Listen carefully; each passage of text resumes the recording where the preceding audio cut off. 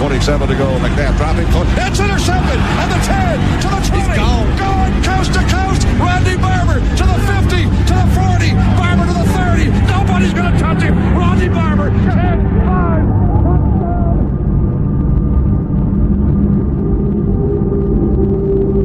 Super Bowl, and they're trying to win it for us. Third down, 18, dropping Gannon, looking Gannon, throws up the middle. It's intercepted at the 40. Derek Brooks 30, Brooks to the 25, 20. Derek Brooks all the way. There it is. The dagger's in. We're going to win the Super Bowl. And almost over the top. Second effort. He's got it. We think. They think they got it. There it is. That's good boy triumph.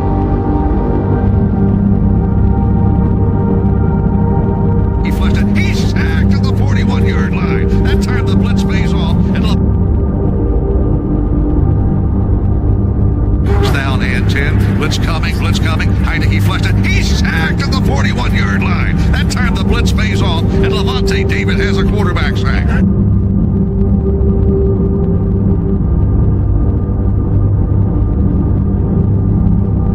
Here's the snap. Play action fake. Brady looking.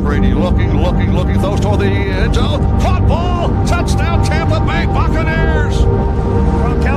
Rob Gronkowski's got 2 today.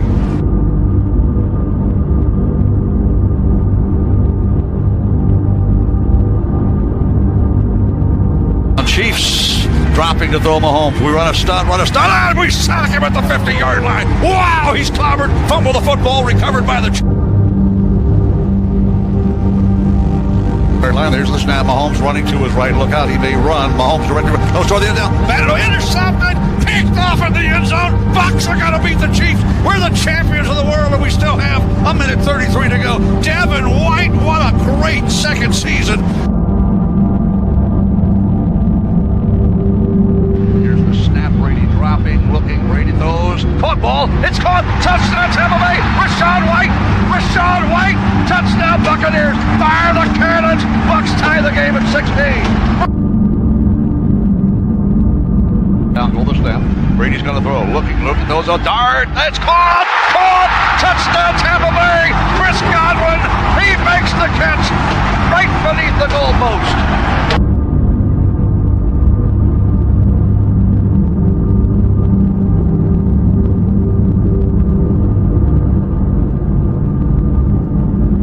Mayfield has time, cocks the arm, runs the ball. He's going to run to the 30. He runs to the 35. He has a first down. Wow! Iffy ankle, bruised ribs. He's got guts.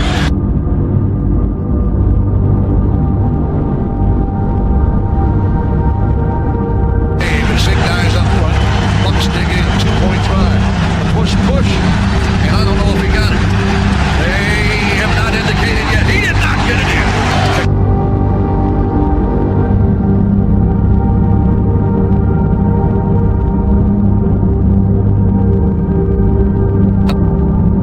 In motion, Shepard to the left. We fake the end around, hand the ball off, running to the right. Irving inside the 10 to the 5. 3-2-1. Touchdown Tampa Bay. Touchdown Tampa Bay. Bucky Irving takes it to the house.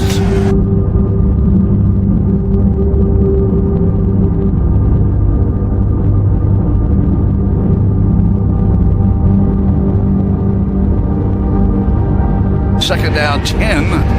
Rachaad White now in the backfield.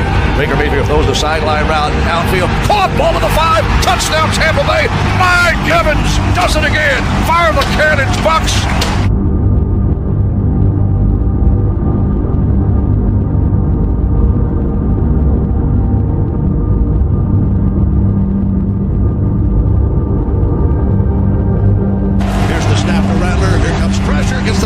Sideline, incomplete pass. Bucs take the ball away on downs.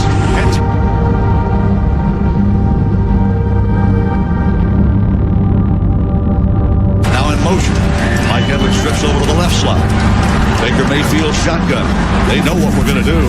Baker Mayfield looks, throws the ball to caught ball. Evans, he's got it to the 40-yard line. 1,000 plus Mike Evans. 11 seasons in a row. How about them Buccaneers?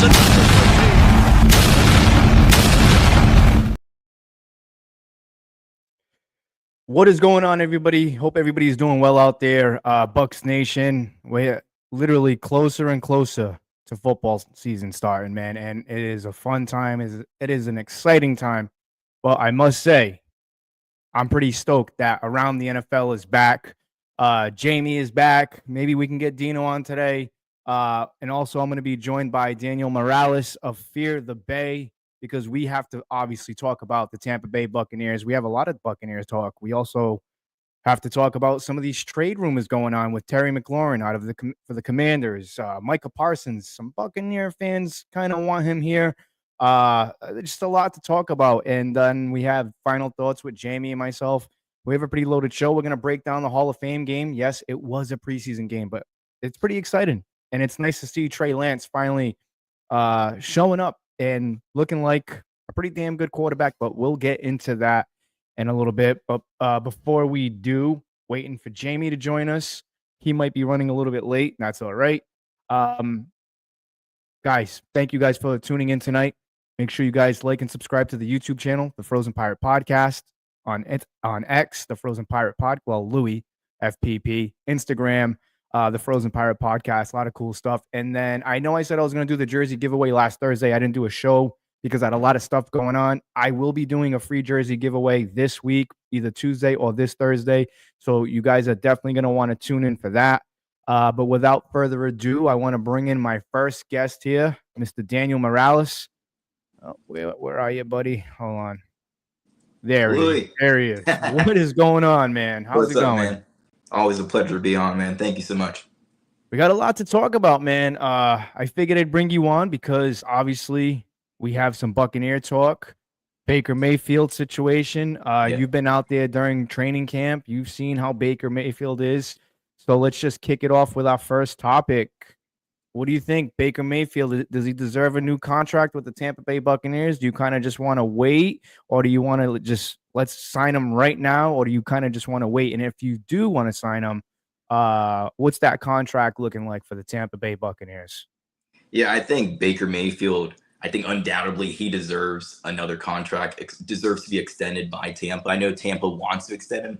There was a story last week written by The Atlantic by Jeff Howe, and he was talking to General Manager Jason Licht. He's talking about the fact that the Buccaneers love Baker Mayfield. They want to extend him. He's the guy long term.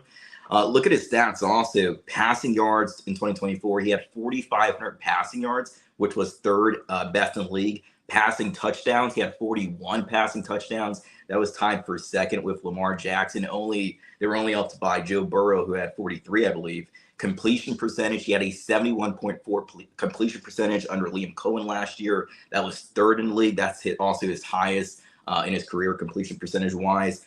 Third down win rate. So, third down is the money down. You have to convert those third downs. The Buccaneers had a 51.11 third down win rate. And remember, Josh Brizard was the third down specialist last year. So I expect that to continue moving on this year.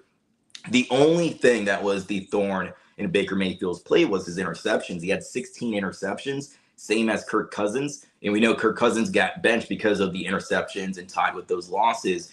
Geno Smith was below them with 15 interceptions. The next group of guys had 12 interceptions.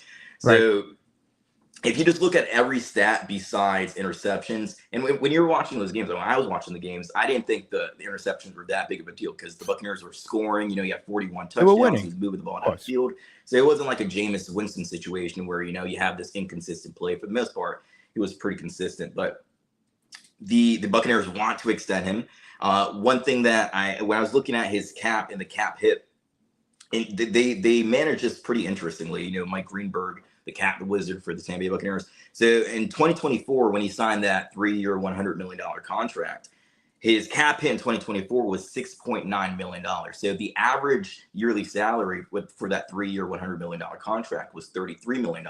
But they're able to manage the cap, so he only cost $6.9 million against the cap. So really good work there. This year, he's counting $23.9 million against the cap. But then next year, that's the big hit. That's where all, they pushed it kind of back. And next year, his cap hit's going to be $49.4 million. So what can you do to avoid taking that hit heavy on?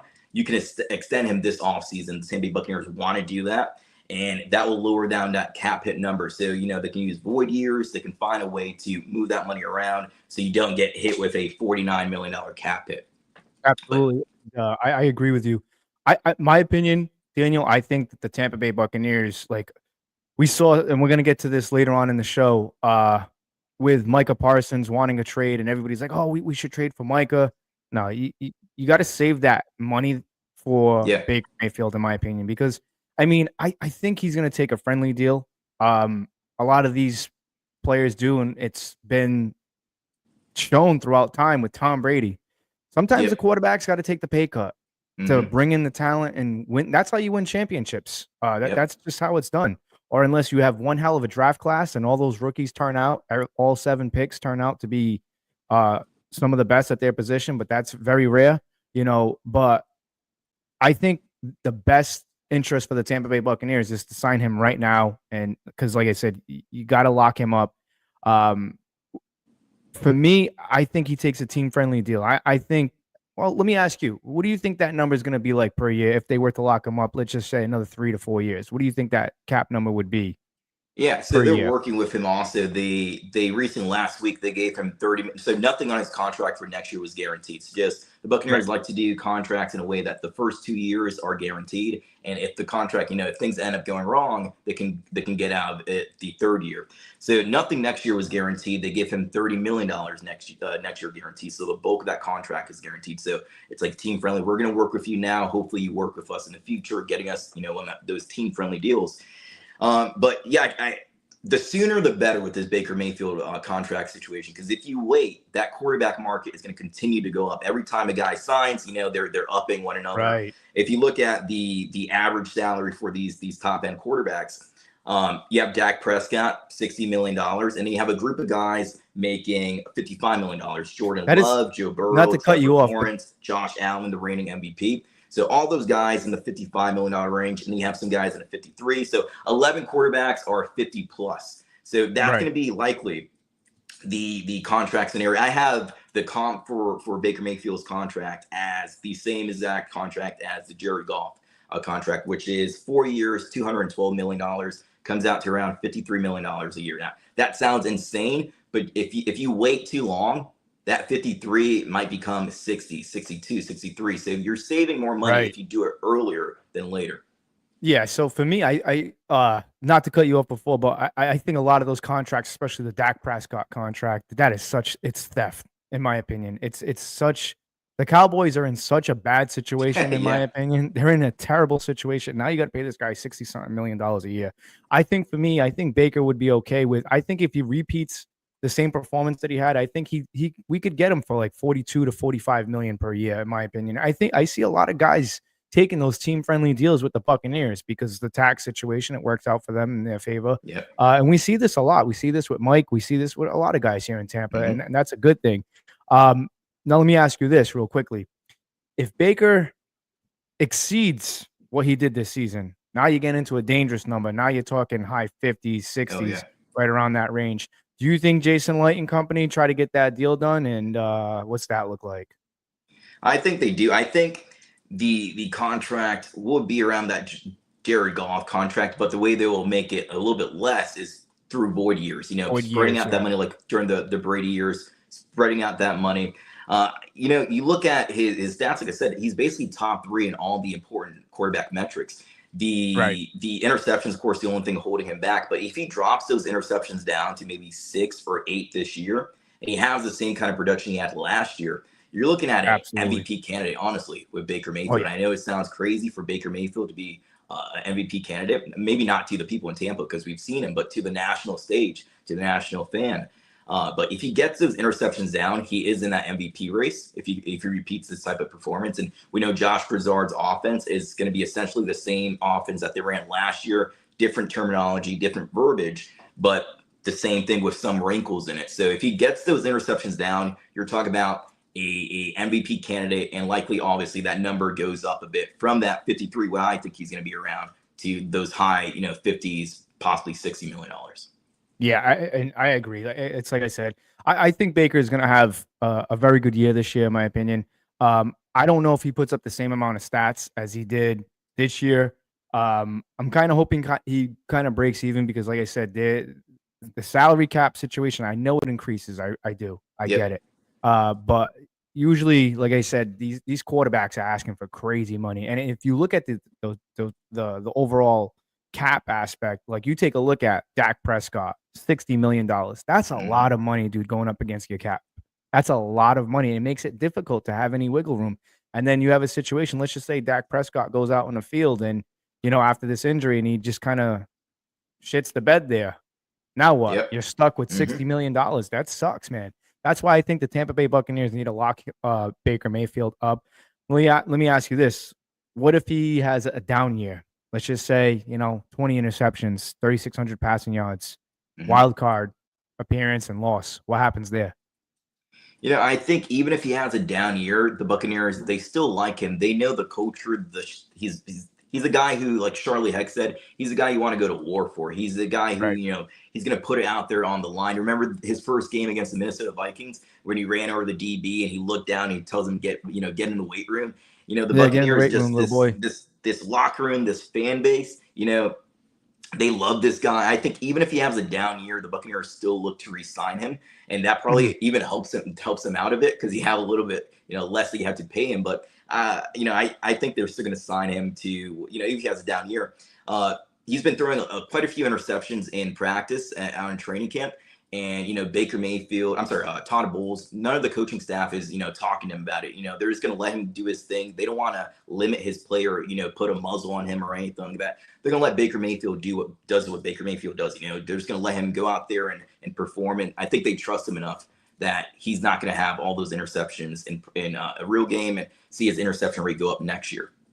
Absolutely. Like I said, Daniel, I think he's going to break even this year. I think he's going to, I like I said, I don't know if he's going to have as many passing yards. I hope he does. I really do. I hope believe me, I hope he gets 5,000 passing yards. I mean, with this offense, I just see them running the football a little bit more because I really don't want to see him, scrambling a lot like he did last year. It gets dangerous because now you start getting into these deep waters where, so let's just say if he gets hurt, now you got to put in Kyle Trask. Kyle Trask is kind of like an unknown around here. We have never seen him play whatsoever. I got to ask you before you get out of here, who are you looking at for the preseason for the Tampa Bay Buccaneers? For me, like I said, I tell all Buccaneer fans and I tell everybody, if you want to know what your team's going to be about this year, go watch the preseason, go look at the depth because these are the guys that are playing for roster spots. And these are the guys that are going to come in. And let's just say a guy like Mike goes down for a couple of games or a Baker Mayfield. These are the guys that are going to fill in the void. And we saw what happened last year to that defense. I don't think the same thing's going to happen next year. This year with the defense. But who are some guys that you'd like for Buccaneer fans to be on the lookout for? And who are you looking at during the preseason closely? So on offense, I think it starts for me with Charlie Heck. I don't think the starter is going to play much because they have a joint practice with the Tennessee Titans coming up. That's where most of the starters are going to get their reps in that joint practice. You have a controlled environment, make sure everything, you're in control of it, unlike a game. So you're going to see mostly second or third string guys, but I think that's okay because you want to see, of course, the depth on this roster. But Charlie Heck, for me, is a guy who I'm going to keep an eye out for. Normally, I don't watch the offensive line and look at the skill position players, stuff like that. But, I think he's really going to be the heartbeat of this team early on because if he doesn't perform well, that's Baker Mayfield's blind side. So the Buccaneers will be in a horrible position. You have to have always a running back or a tight end, chipping, helping him out the entire time. Baker Mayfield has to get the ball out quickly, throw short passes, nothing. I know Josh Grizzard wants to throw the ball down deep. He wants to add a vertical passing element to this offense. But if Charlie Heck can't hold up long enough, you can't really do that. So at least for the first 4 weeks. So on offense, I'm looking at Charlie Heck on this offensive line. I want to see Devin Cope. We talked about Devin Cope last week. He's impressed me a lot. I want to see him take that next step forward. I think he's in a really solid position to become the tight end to overpass Payne Durham on this offense. I think so on defense, there is a guy called an undrafted free agent called J.J. Roberts. He's been working as a second team nickel. I'm really interested to see him in pads playing out there, game speed, all those types of things. And a guy we talked about, you had on your show, I saw the episode today, Devon J. Thomas. He's a guy who, the Buccaneers normally hold 6 defensive linemen on their throughout their final 53-man roster. So the first 5 are pretty set. You have Vita Vea, Kalijah Kancey, Logan Hall, Greg Gings. But the 6th one, that's C.J. Brewer, that's Mike Green, that's Devon J. Thomas. those guys are going to be out there competing for that final defensive line roster spot. So he's a guy who I want to look out for also. So those are my guys on offense and on defense I'm going to keep an eye out for. Yeah, I mean, like I said, when I talked to Devon J. Thomas in Tuesday's episode, I'm going to play a clip from him, and he actually had a really cool. I asked him, I said, "Hey, what was it like? With your name not getting called, but how was it? Walk me through the process of when you found out that you were going to be a Buccaneer." And that was a pretty cool. And I'm going to take a snippet of that. I got to do some work, man. Obviously, we had to do a complete overhaul of the Frozen Pirate podcast. I'm gonna play a clip for everybody. And the whole Desmond Watson situation, it's tough to see, but a lot of people were betting on Desmond Watson, but now that's an opportunity for a guy like Devon J. Thomas. You know what I'm saying? All right, Daniel, I appreciate you coming on, man. As always, Fear the Bay is your show. Let everybody know. Actually, I enjoyed the Madden episodes you did. Really cool stuff, man. Yeah, I really enjoyed that. I really, really enjoyed that. If you guys haven't got a chance, make sure you go on YouTube, Fear the Bay.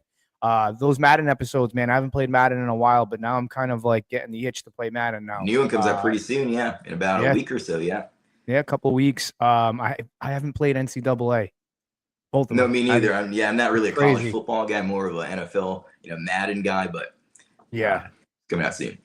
All right, hey, man. I appreciate Let everybody know where they can find you. Let everybody know it's your platform. Man, I just appreciate you having me on the podcast, man.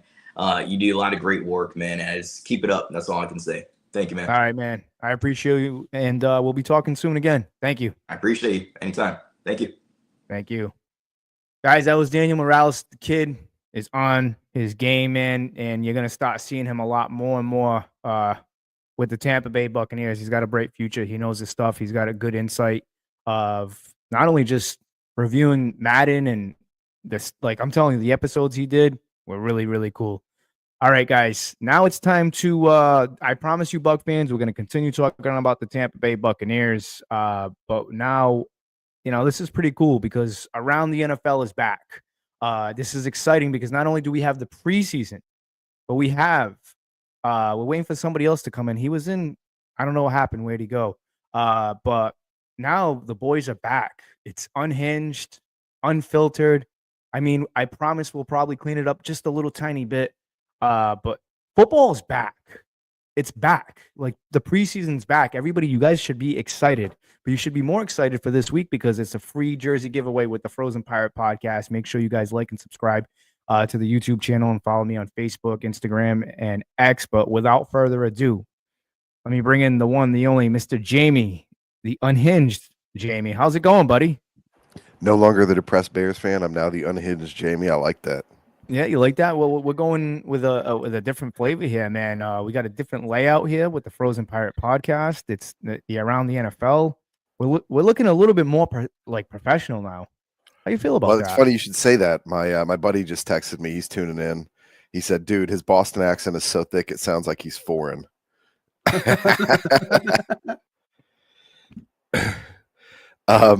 Yeah, I've been good.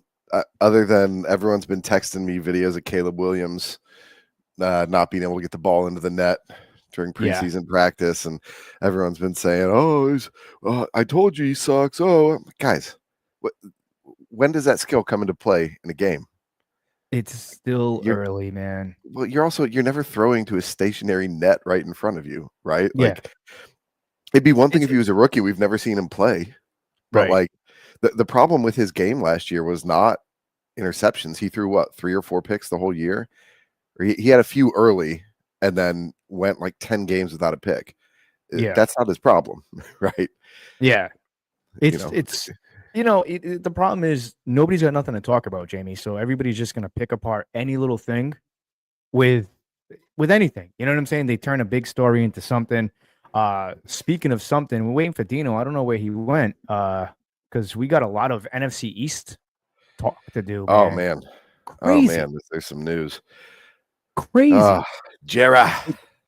Dude, you have Micah Parsons wants a trade. You want Terry McLaurin, who now that's a weird situation in itself. Me and Dino were kind of talking about that during the week. He just requested a trade. It was nothing to do with his agent. I don't understand that. I mean, whatever. Well, Dino made a good point. That it's the Dallas thing has spiraled now. Like CD Lamb is getting involved. Oh yeah, a bunch of teams, a bunch of Well, players. did you see his agent spoke up, and you know who his agent is, right? What the heck's his name? I forgot. I forget his name. Jay-Z. Is it JC? Yeah. Oh, Micah Parsons. I thought you were talking about Terry McLaurin. No. Jay-Z It's CD Lamb, not Micah Parsons. Oh, CD Lamb is yeah, he's represented by, like, I guess there's like a Rockefeller agency. Oh yeah. That's stupid. So that thing's spiraling out of control. I mean, I just keep thinking to myself, at some point, Jerry Jones was a very savvy businessman, right? At some And point. you know, he obviously was able to be instrumental in putting together the most dominant team of the 90s. Oh, there he is. What's up, There boy? he is. Without further ado, Mr. Dino. We're actually just to fill you in right now. We're getting ready to gear up to talk about Terry McLaurin and Micah Parsons and all that. But we're talking about Micah Parsons in that situation. So Dino, We can't hear you. you're No muted, audio. buddy. You're muted. Oh, hold on. I said we're There getting we ready go. to eat dinner. Excellent. Well, you're going to eat good off this conversation. Oh yeah. At some point, Jerry Jones was a good businessman, right? He must have been. He put himself in a strong position. I don't know. He acted as sort of a partial GM, right? Put together Right. that incredible team in the 90s. How you have that many guys doing essentially buckets of cocaine and winning Super Bowls? You know, there's got to be some decent management there. Right. Buckets. of My take cocaine. is he has not updated his internal playbook on how the modern business of the NFL works. And he's trying to do stuff that worked in the 90s that just doesn't work now. And why he doesn't seem to take into account, because we see this every year with the Cowboys, right? Every Yeah. year, there's one player, there's somebody that sort of holds out, there's all this chatter, and then the Cowboys act like they won by doing a last minute signing, paying $10 million a year over market value, right? And that's why. Oh yeah. I think what's currently happening though is a direct result of the Dak Prescott contract. Like they are they are just handicapped. They by can't it. do nothing. They can't do anything with it. What is it? 62 million, 65 million, or 60 million? Yeah, but look, it was about the right contract at the time. I mean, you know what happens to a franchise when they lose their quarterback, right? It's 3 to 5 to 7 years of Do just it now. Not for that guy though. That was, I don't know. That yeah, was, but look, so I will tell you, Dak Prescott is still sneakily one of the best quarterbacks in the league. Right. Let me pull his stats from last year. I remember seeing his stats and being like, oh, I don't remember him having that good of a year. Yeah, so he only played in 8 games. He had 2,000 yards passing, 65% completion rate. 86 rating. Wow, 45.3 QBR. Oof. that's what I'm saying. Like he, But still, you know, 65% completion rate is very good. 2,000 yards in 8 games is very good. right. Right. So he was on pace to have a 4,000 yard season. No, I think he goes to any other team and he's great. You I think mean, so? that's part of it, right? Is The Cowboys are a circus, man. Like, you know, like they built, you guys have never been there, but they built this like incredibly complex, like development around the practice facility. So you've got players like in the weight room, like working out, and there's people walking by, glass wall, like snapping pictures. It's like, it's not, it's conducive to zoo. making money. It's not Yeah. conducive to winning. It's a circus. well, and that's, I mean, when they built that stadium, our mutual friend Chris was actually at the very first game that was played there because it was a college game. It was Bama, and he was like, "Wow, you know, this stadium is incredible. It's so cool they built this." But it, you know, it's an arena. It's a spectacle. It, Yeah. you know, Jerry views this as a business, but the problem is he keeps putting himself in this position where he's forced to make poor business decisions, where he's consistently overpaying for players that then don't perform. Well, let me ask you this: with Micah Parsons in this situation, do you think he's right and justified in what he's doing, or do you think he's just kind of? I don't think Dino is justified in wearing a torn shirt on the podcast. Welcome to I Around just- the NFL. I just went fishing with my son. Okay, well, that's not how you fish, buddy. Where's the torn? On that, your right elbow. Oh, Right elbow, bud. oh, yeah, there it is. And I think on the right side as well. Very embarrassing. Please tell your wife to dress you better when you're going to be seen in public like this. Oh my God, we're not in public. We're not in public. Yeah. Wait, does she not know about the Shut up, internet? Jamie. Oh man, it's going to take her a long time to catch up to this we one. make clips now too. We do everything now. It's clips. There might be a Listen, little- Dino, put Rachel on the podcast, and we'll make her the profile picture of the podcast. there you go. Family dinner at the Frozen Pirate. Family What's dinner, up, old lady? yeah. What's up? Someone turned 16. Wow. Very upsetting. Yeah. Yep. All right. Driver's license coming on Tuesday. Oh God, the poor people. That's of scary. the greater Colorado area are. Yep. I hope she drives more like her mom than her dad. Jesus. Well, That's not you cool. hoped wrong. Oh Yeah. boy. Well, speaking of driving, who's taking charge of this whole Cowboy situation? Arguably, probably their best player, Micah Parsons, wants a trade. I got to ask you, Jamie, we'll start off with you. If this trade goes through, if they don't figure something out and they wind up trading him, where do you think Micah Parsons? Louie, I need you to just, before you go any further, there's no trade happening. He's getting You don't paid. think so? He's getting paid $25 million this year. Next year he gets franchise tagged. The following year gets franchise tagged again. He's playing for the next 3 years. You think he's going to be a Cowboy? I mean, again, he's not in the driver's seat. I don't know. I mean, so here's a tricky situation, right? If you look at the last few years, Dino's right. Every time this happens, they end up signing the guy. They pay him a boatload of money. You know, if they had just signed before all the drama happens, they'd probably save themselves $5 to $10 million a year. Uh-huh. But they can't help themselves. They always do this. However, there is a chance that Parsons really does just dig in. And we've seen this happen a few times over the last few years where a player goes, no, I'm just done. I mean, look at Deshaun Watson, right? Yeah. Now, obviously, they then invented a whole conspiracy against him to destroy his life. But, you know, he had that massive contract with the Texans. He played, 1 year on it and then demanded out. And he did eventually get out. It cost him everything, but he got out. Yeah, he did. So it can happen. It can happen with the biggest star players. It's really a question. The Ravens do that to Justin Tucker, you think? They released him. They released They him. released him. He's done. Yeah, they kicked him to the be curb. on this podcast. Isn't it weird how he got caught Instead of doing you. all that stuff?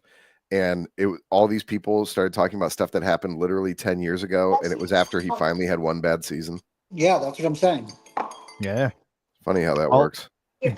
All of a sudden, everybody remembers everything at the same time from 10 years ago once he becomes a drag on the salary. Yeah. Crazy. My conspiracy theory on this is continuing to spiral out of control. Good Lord. Dino's dog fighting ring. He's got Michael Vick in the back training the dogs. Jeez. No, that's not cool. Well, I got to say this with Micah Parsons. I will say this about Micah. If he does get a trade, if they grant him that, obviously he's not going to Philly. And Jerry Jones is not that. He's not that stupid. Where do you think he lands if he does get traded? I mean, me personally, I think he gets out. I mean, they're going to trade him out of the NFC. I think the Chiefs are a destination. I think they want to really go back to the Super Bowl. I think do they have the cap space for him? I don't know. You're the stat guy. Let's kind of dig into that. I don't think they do because Chris Jones got that massive contract last year. Did you see his personal tweet though, where he said he would go and play for the Eagles for very little money to win a Super Bowl? Well, yeah, but he's not it's because he went to Penn State and he grew up. So they have He's Spotrac from there, has yeah. him at a total of 17, but A to Z Sports says they functionally have between 12 and 15 million. So they can't Right. afford him. That, Well, I mean, if they that's not close enough. renegotiate with Mahomes, they can do the voidable years and stuff like that. So they could probably work something out. So you got the Chiefs. Who else do you think is a team that could use his services? I think the Ravens are another team. Are the that could be Steelers still buying? The Rams. The Rams, yeah. I mean, there's a couple of teams out there. The Seahawks, me personally, I think he goes to the AFC. Maybe the Bills. But remember, Maybe if it's a trade, there's no way the Cowboys allow him to go to the NFC East. No. That's what He may not even say in the NFC at all. I think Louie's right. Yeah. The Bears are actually in a good position and could use him. And I think they have the cap space for it still. They left themselves. You know who a else has chunk. got the cap space? The boy. Patriots. Just The saying. Patriots are linked to everyone. Well, they got the cap space. They can do it. That's the thing. I mean, Godwin turned them down. He left $30 million on the table with them. So, but I mean, you never know. I mean, you take a guy like Micah Parsons, goes to the Patriots. The Bears are out of space. What about the Patriots? How they looking? I mean, because Micah Parsons, like you see the statistics right at the lower third, man. 71 tackles, 17 sacks, four forced fumbles. No. Not a bad season. So Yeah, they've got a ton of cap space. They got $60 million. that's what I'm saying. The Patriots can go in there. They can afford to give up draft capital. They can afford to re-sign him. Yeah, but the Patriots traditionally build draft capital. They are not big traders away of draft capital. Yeah, but that was before. Yeah, man. but you This say is a new traditional. era. This isn't Bill Belichick. Yeah, this is a new era of Patriot. Right, ball. but my understanding is that was really more based on Kraft's style of how he wanted the money spent. Now, is that changing? I don't know. I bet a guy like Parsons would do really well under Vrabel. That's what I'm saying. He could help anchor that defense, and they have a really good defense out there in New England. They Like got a Christian good secondary Gonzalez. already. Well, Yeah, but Christian Gonzalez is hurt again. Yeah, Before preseason's even started. Speaking of which, did you guys see today AJ Brown got injured? Really? No. I did not see Yep. that today. NFC East, man, not good. Not good. Yeah, Khalil Shakir has a high ankle sprain. He's out 4 to 6 weeks, and the Bills were already hurting. So you know how last year Debo Samuel has a dislocated finger on his right catching hand. That's did not he too bad. did he do that picking up a double cheeseburger? Yeah. I'm fat, so I'm allowed to say Don't it. go to your iPad. So, thanks, Sophia. Um, My nickname is Saddlebags. Saddlebags. So every year has like an injury theme, right? You remember how certain things started to happen, like post-COVID, all that. Last year was the year of the Achilles, right? For whatever reason, that was the injury last year. This year is shaping up to be, I think it's going to be upper leg. I think it's going to be like quads and hamstrings, and it's going to be mostly wide receivers. Think so. Speaking of bad leg injuries, you see the third, you're muted again. Did you see no, you're good. You're good. Did you see the second or third string running back for the Colts today? He got I heard about something. He got hip drop tackled, which, Louie, this goes to the conversation you and I've been having for a year plus now. And his ankle was the wrong direction. Like he's probably done in the NFL. Yes, I did. So he took a Godwin hit, pretty much. Yeah, it was an illegal hip drop. And I was reading what's the. Okay, I can never remember the name of the Colts coach. Shiker. I'm going to drop you off there later on. I have no idea, bud. No idea. Anyway, he was saying that the defender who did it is all torn up. He feels terrible. I mean, that's got to be awful. Like, guys on your team, you could be potentially ending his future in the NFL. And, but it also highlights why the NFL is doing that. Like, both from a future of the player's perspective and also from a protecting your investment perspective. Hip drop tackles, not an important part of the game, not more fun to watch. Taking them out of the game does not ruin the game in any special way. Speaking of NFL rule changes, Louie, do you still want to talk about the CTE, the tragedy in Manhattan? Yeah, I mean, we can talk about that. Like, we'll work to it later.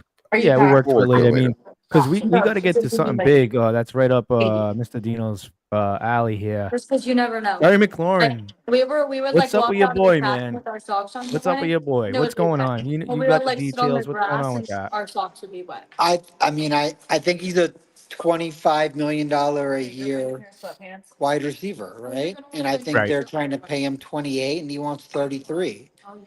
And it's not about everyone's like, oh, well, Jaden's on his rookie contract. This is a great time to pay everyone. Well, next year you've got free agent Debo, you got free agent Laramie Tunsil, you got free agent Frankie Louvu, free agent Marshawn Lattimore. That's a lot of people that need to give, and Durant. But Lattimore not going to be on the team after next year, right? It was absolutely useless last year. Zero chance that he finds a next level this year. I honestly thought Lattimore was going to be better for you guys. I did too. I was shocked, especially moving to a new team. Man. Yeah, but I mean, even games he was healthy, he just I'm going to make you it He was wasn't there. it was an early game. He gave up 2 touchdowns, like say it where every he's night. totally healthy. It was just like, oh, whoops. That was what? That was a playoff game, right? No, it was like week 16, maybe week 15. It was Uh, late because I mean he got traded week 8, something like that. It was Yeah. end of the season. Yeah. You know, the other thing, you know, oh, we got to worry about Debo in the future. Debo's never done anything for this team. Terry You know, but McLaurin has done not only done everything for this I team, agree, but is hey, not, so you know, everyone's saying, oh, if he's you about to wanna be look, 30, blah, blah, hey, blah. Jamie, if you want to get rid of Debo and Marshawn, you still got Deron Payne, right? And you let Jonathan Allen go, so you're going to need to keep that premier tackle. He's going to get 30 million, right? Then you've got Laramie Tunzel, your left tackle. You're going to have to pay him. How old is Frankie he? Luvu 46? is our Micah Pearson, right? Parson or whatever. So it's like you've got three Yeah, but big Luvu doesn't contracts play coming at in that here. level. Luvu will get, you know, probably 15 million. Depending. I mean, you never know. These are the years where guys explode, right? Because they know that this is when they're going to get paid. Right. You know, and I like Luvu a lot. I thought he was super, super fun to watch last year. But you can give up a little bit of space now, knowing that you're not going to have to worry about Lattimore in the future. I mean, Laramie Tunsil, God, I feel like he's been playing since I was a kid. Like he really is. He's got to be. Yeah, up he's there. been playing for a while. I've been hearing I- his name for a long time, man. He's been playing for a while. But I gotta well, back to the whole Terry McLaurin thing. I mean, this is a guy who he wants a contract. I No, mean, he's he's put only up 1,000 31. yards. Wow. Yeah. Yeah, Yeah. he's 29, turning 30 in September 15th. No. Yeah. I'm talking about Laramie Tunsil. Oh, yeah. But his rookie year was 2016 for the Dolphins. That's why I feel like we've been hearing about him forever. Right. Yeah. Well, I like, you know, on the lower third right there, Terry McLaurin, 2024 stats, 82 receptions, over 1,000 yards and 13 Yes, touchdowns, which I is the sent them most. to you, and I told you, Louis. No, I know. Really look at the numbers. More Yeah, than he 50%. averages what 60 yards per game catching. But I mean, What the I thing think is, why he Dino got in the was end sending zone. that stat sheet around, because he sent it to me too, was the point he was trying to make was his big games are games we don't win. Yeah. His big games are kind of garbage, right? Like, Right, but that also means that games that you win, he's probably pulling a lot of coverage, which is allowing other guys to get open. This is something Louie and I have talked about for years in the podcast, and you and I have talked about It a little happens bit with too. Mike. No, Jamie, we talked what about this. what I think of in my head is ghost stats, right? That are very hard. Yeah. You know, if someone's if a DT is getting double teamed, that's a very, very easy stat to measure, right? But if someone's getting a soft double team off of like a cover 4 or something like that, where someone's just drifting more in their direction in a zone, you don't really have a stat for that. Right. You just see the results when somebody else enters their coverage area and they're cheating in the wrong direction because they're so worried about this other guy. And then they're, you know, that opens up the pocket between zone coverage. So, you know, and I think Louie's right. Mike Evans is that sort of player as well. Yeah. I'm gonna bring this up though, and so this is a player that is demanding Jamar Chase money, right? I don't think he deserves Jamar Chase money, but I mean, what I'm trying to say is Mike Evans is a prime example. Though, is that Jamar's only getting 35. He wants 33. Yeah, he's not going to get 33. I Now, mean, now he's probably hear me out. Look, week 1 against Tampa, 2 catches.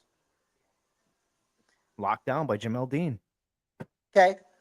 Against Cleveland, 4 catches. Against New York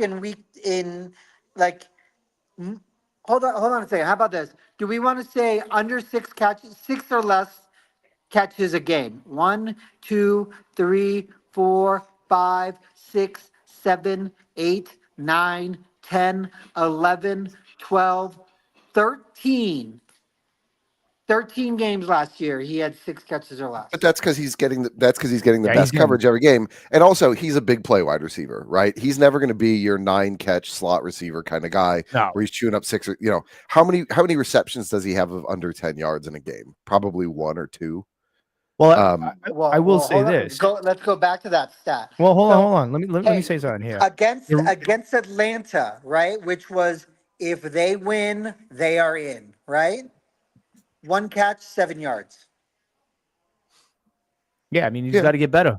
I can see where you're coming from, but not everyone's going to have every game is amazing. The guy still had Yeah. 1,100 yards and 13 touchdowns. Like you can't frame that as, Yeah. oh, it was because it's not like he had a 4-touchdown, 300-yard game where, oh, his stats are kind of swayed by him blowing the top off. You know, like Drake London had 2 games like that last year where, you know, his average across the rest of the season seemed incredible because he had 2 monster games with multiple touchdowns, 200 yards, yada, yada, yada.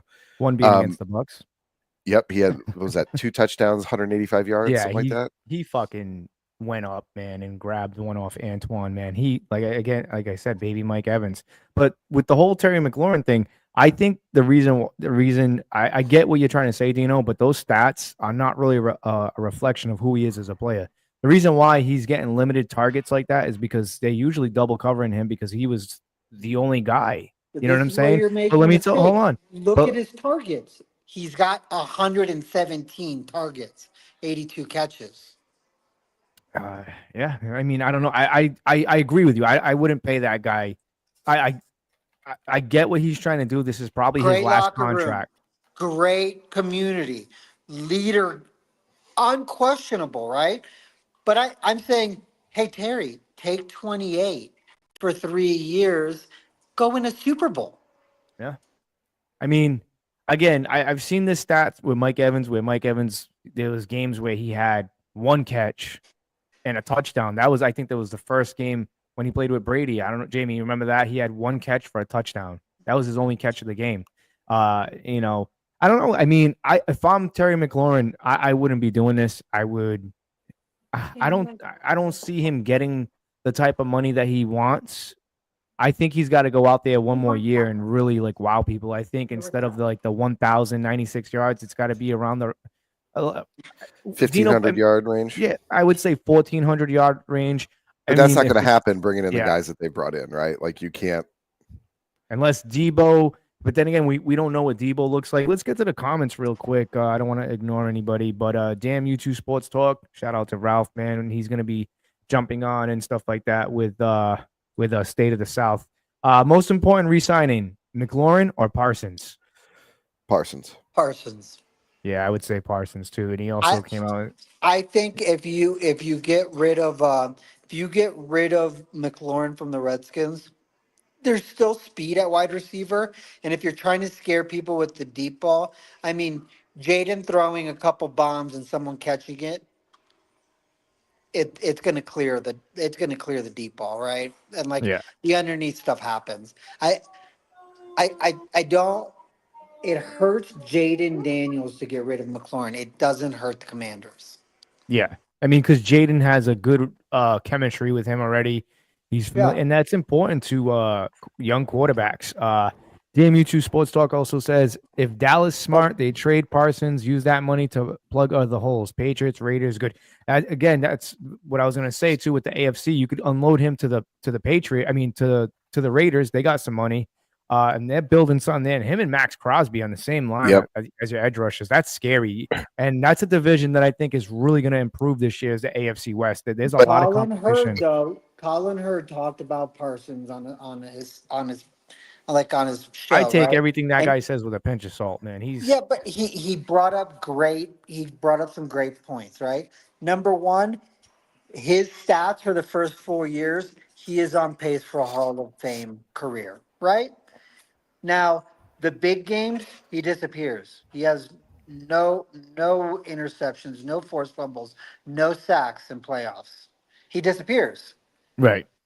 And most of his stats come against the Commanders and the Giants. Yeah, but to be fair, that's every good Cowboys player for the last 25 years. That's why they never win playoff games. Right. Yeah, that's true. You know, I think in response to the damn U2 Sports Talk to Ralph, the most important part of that sentence is the first 3 words. If Dallas is smart, right? You're looking at it from a perspective of presuming that they want to win it all, right? I think that Jerry Jones is becoming a little bit like Jerry Reinsdorf, the owner of the White Sox and the Bulls, who famously said a few years ago, you don't make money by winning championships. You make money by consistently competing for them and coming in second, right? Yep. And Jerry That's what Jones they has do. kind of figured out that, like, hey, if we can just make it to the playoffs, we get that extra revenue, the fans are buying in. So he does this thing every year, and everyone treats him like he's an idiot, where he goes, oh, no, we're all in. We're going to win it this year. You think he doesn't know that's most people can look at that and go, but those aren't the moves you would make if you're all in. He's just saying that because he is a hype man. He is selling a brand. He is not selling a winning football team. That is correct. He's selling real estate, and he's selling real estate leases at the training facility. 100%. You know, and that's really what it boils down to. And Yeah. you know, the one thing I think that would truly I upset think if Jerry. the Cowboys were really smart, they would keep Micah and they would trade Dak. Get that contract off your books. Yeah, but Milton. You got to find somebody who's willing to buy out that contract, though. That's the thing, because you don't want to eat all that cap space. I mean, that's the problem. The Buccaneers ran into that with Tom Brady. If they would have done it in the offseason, the Browns would have taken Dak. I mean, the Browns they already got anybody. six. They got six quarterbacks right now. Well, six. I thought it was like 9. But again, if they would have done it before the draft, the Browns would have taken Dak. Yeah, probably. Yeah, I mean, but you didn't want any of those quarterbacks from this draft, right? And timing that, which we talked about before the draft, is such an important thing for these franchises. And Dino, you and I talked about it, that those aren't decisions you make in the draft. Those are decisions you made 2 years before the draft, because you have to look at the upcoming classes and go, when do I want to be in a position to get a guy that could become the face of the franchise, that could become $1 billion player, right?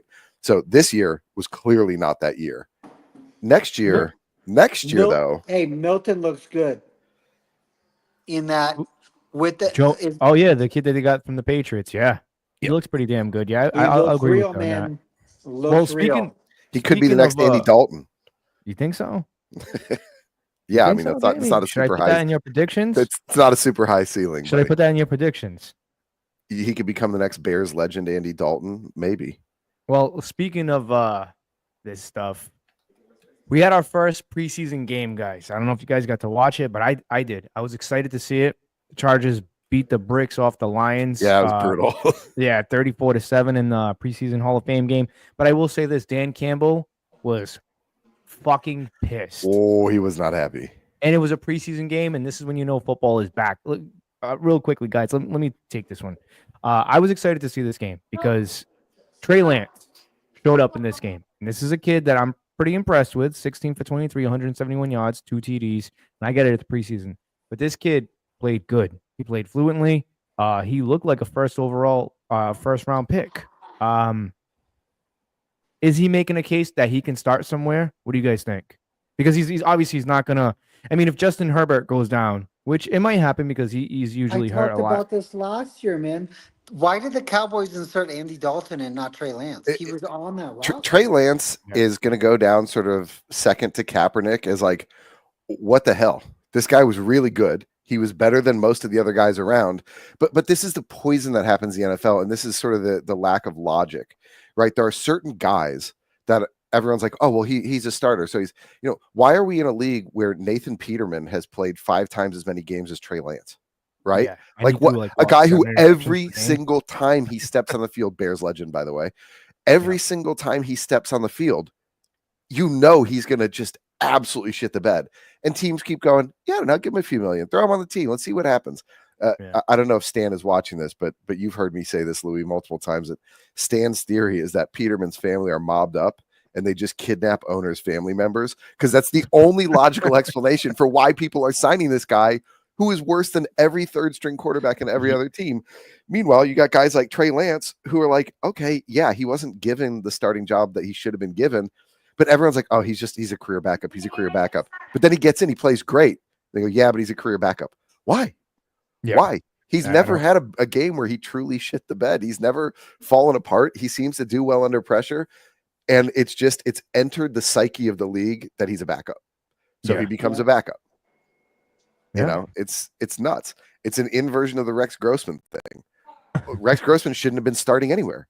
No. Anywhere. And yet he started an actual Super Bowl, dude, for you guys. Yeah, well, that was Urlacher's Super Bowl, not his. Yeah. And we damn near won it just with defense and special teams. The 2 fundamentals of football. I told you a few months ago, I rewatched his highlights from that game, Grossman's. I shit on Grossman a lot, and he was very bad. But rewatching how he played in that Super Bowl, I'm not sure how he made it out of high school as a quarterback. Like you're watching decisions where you're like, have you ever played football before? Who would you rather have Remember, starting he that Super started Bowl, for the Nathan Redskins Peterman or Rex after that. Grossman Nathan or Peterman. Mike Glennon? Oh, Glennon, no question. Glennon. You think no Glennon question. would have won that Super Bowl for you guys? Yeah, because all you needed was someone who can complete a 7-yard pass, and Grossman just couldn't do it. Yeah, he was bad. I remember in Madden he was awful. His passing awareness was terrible. We literally returned the opening kick for a touchdown. Never Yeah. happened in Super Bowl history, right? Yeah. You start with that level of advantage, and it wasn't even close by the end of the game. We got blown That was out. the same Super Bowl too. The Colts came out in halftime, kicked an onside kick, right? That was I against you believe so. guys, right? Yeah. Oh, Yeah, man, the What a Saban kick in the style. dick.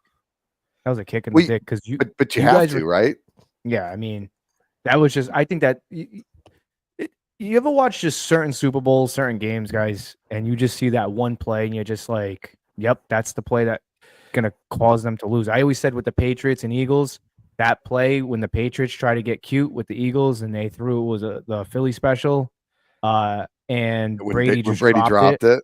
I said that was the game right there. They lost. That was- it was the wind came right out of their sails. Like We just talked about it a few weeks ago. You remember Nick Foles was asked in an interview, "What's the difference in play quality between you and Tom Brady?" And he said, "I can catch the ball." Yeah. I mean, he was right though, because you think about it, if Brady would have caught that ball, what's that game looking like?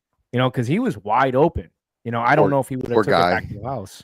Are Poor you, guy. that was- hey, Jamie, are you nervous about Caleb this year? Reports No. coming out of, No. coming out of camp that It's just underwear football, man. That's the way Yeah. I Yeah. see it. It's just underwear You know why football. they're saying he's not ready and he's going to fail?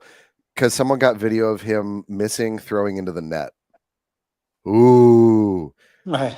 Now when they actually were running plays, he threw a beautiful mid-range touchdown, misdirection, used an eye fake to look like he was going to the other side of the field, got a man wide open, easy touchdown, right?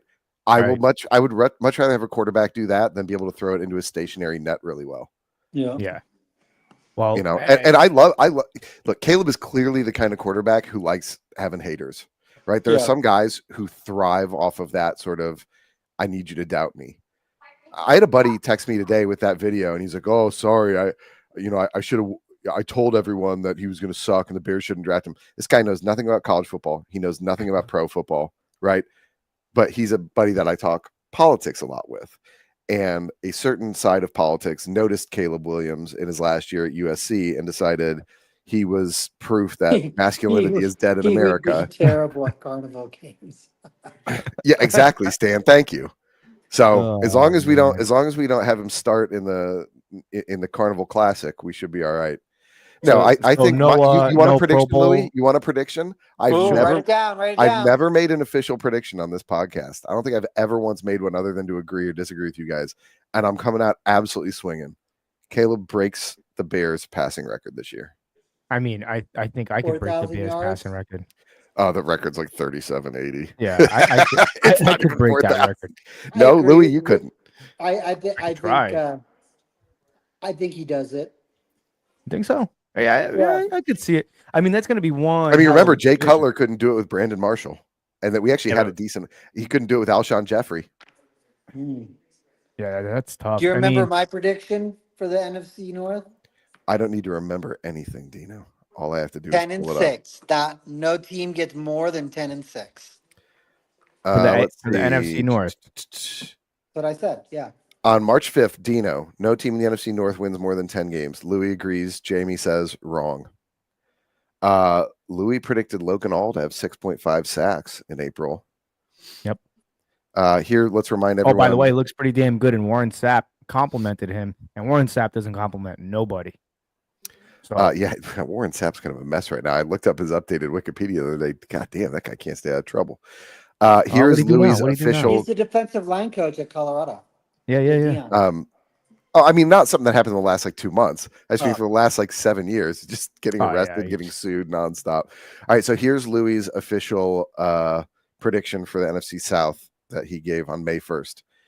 Bucks first, Panthers second, Falcons third, Saints fourth, and Bucks and Panthers split the series.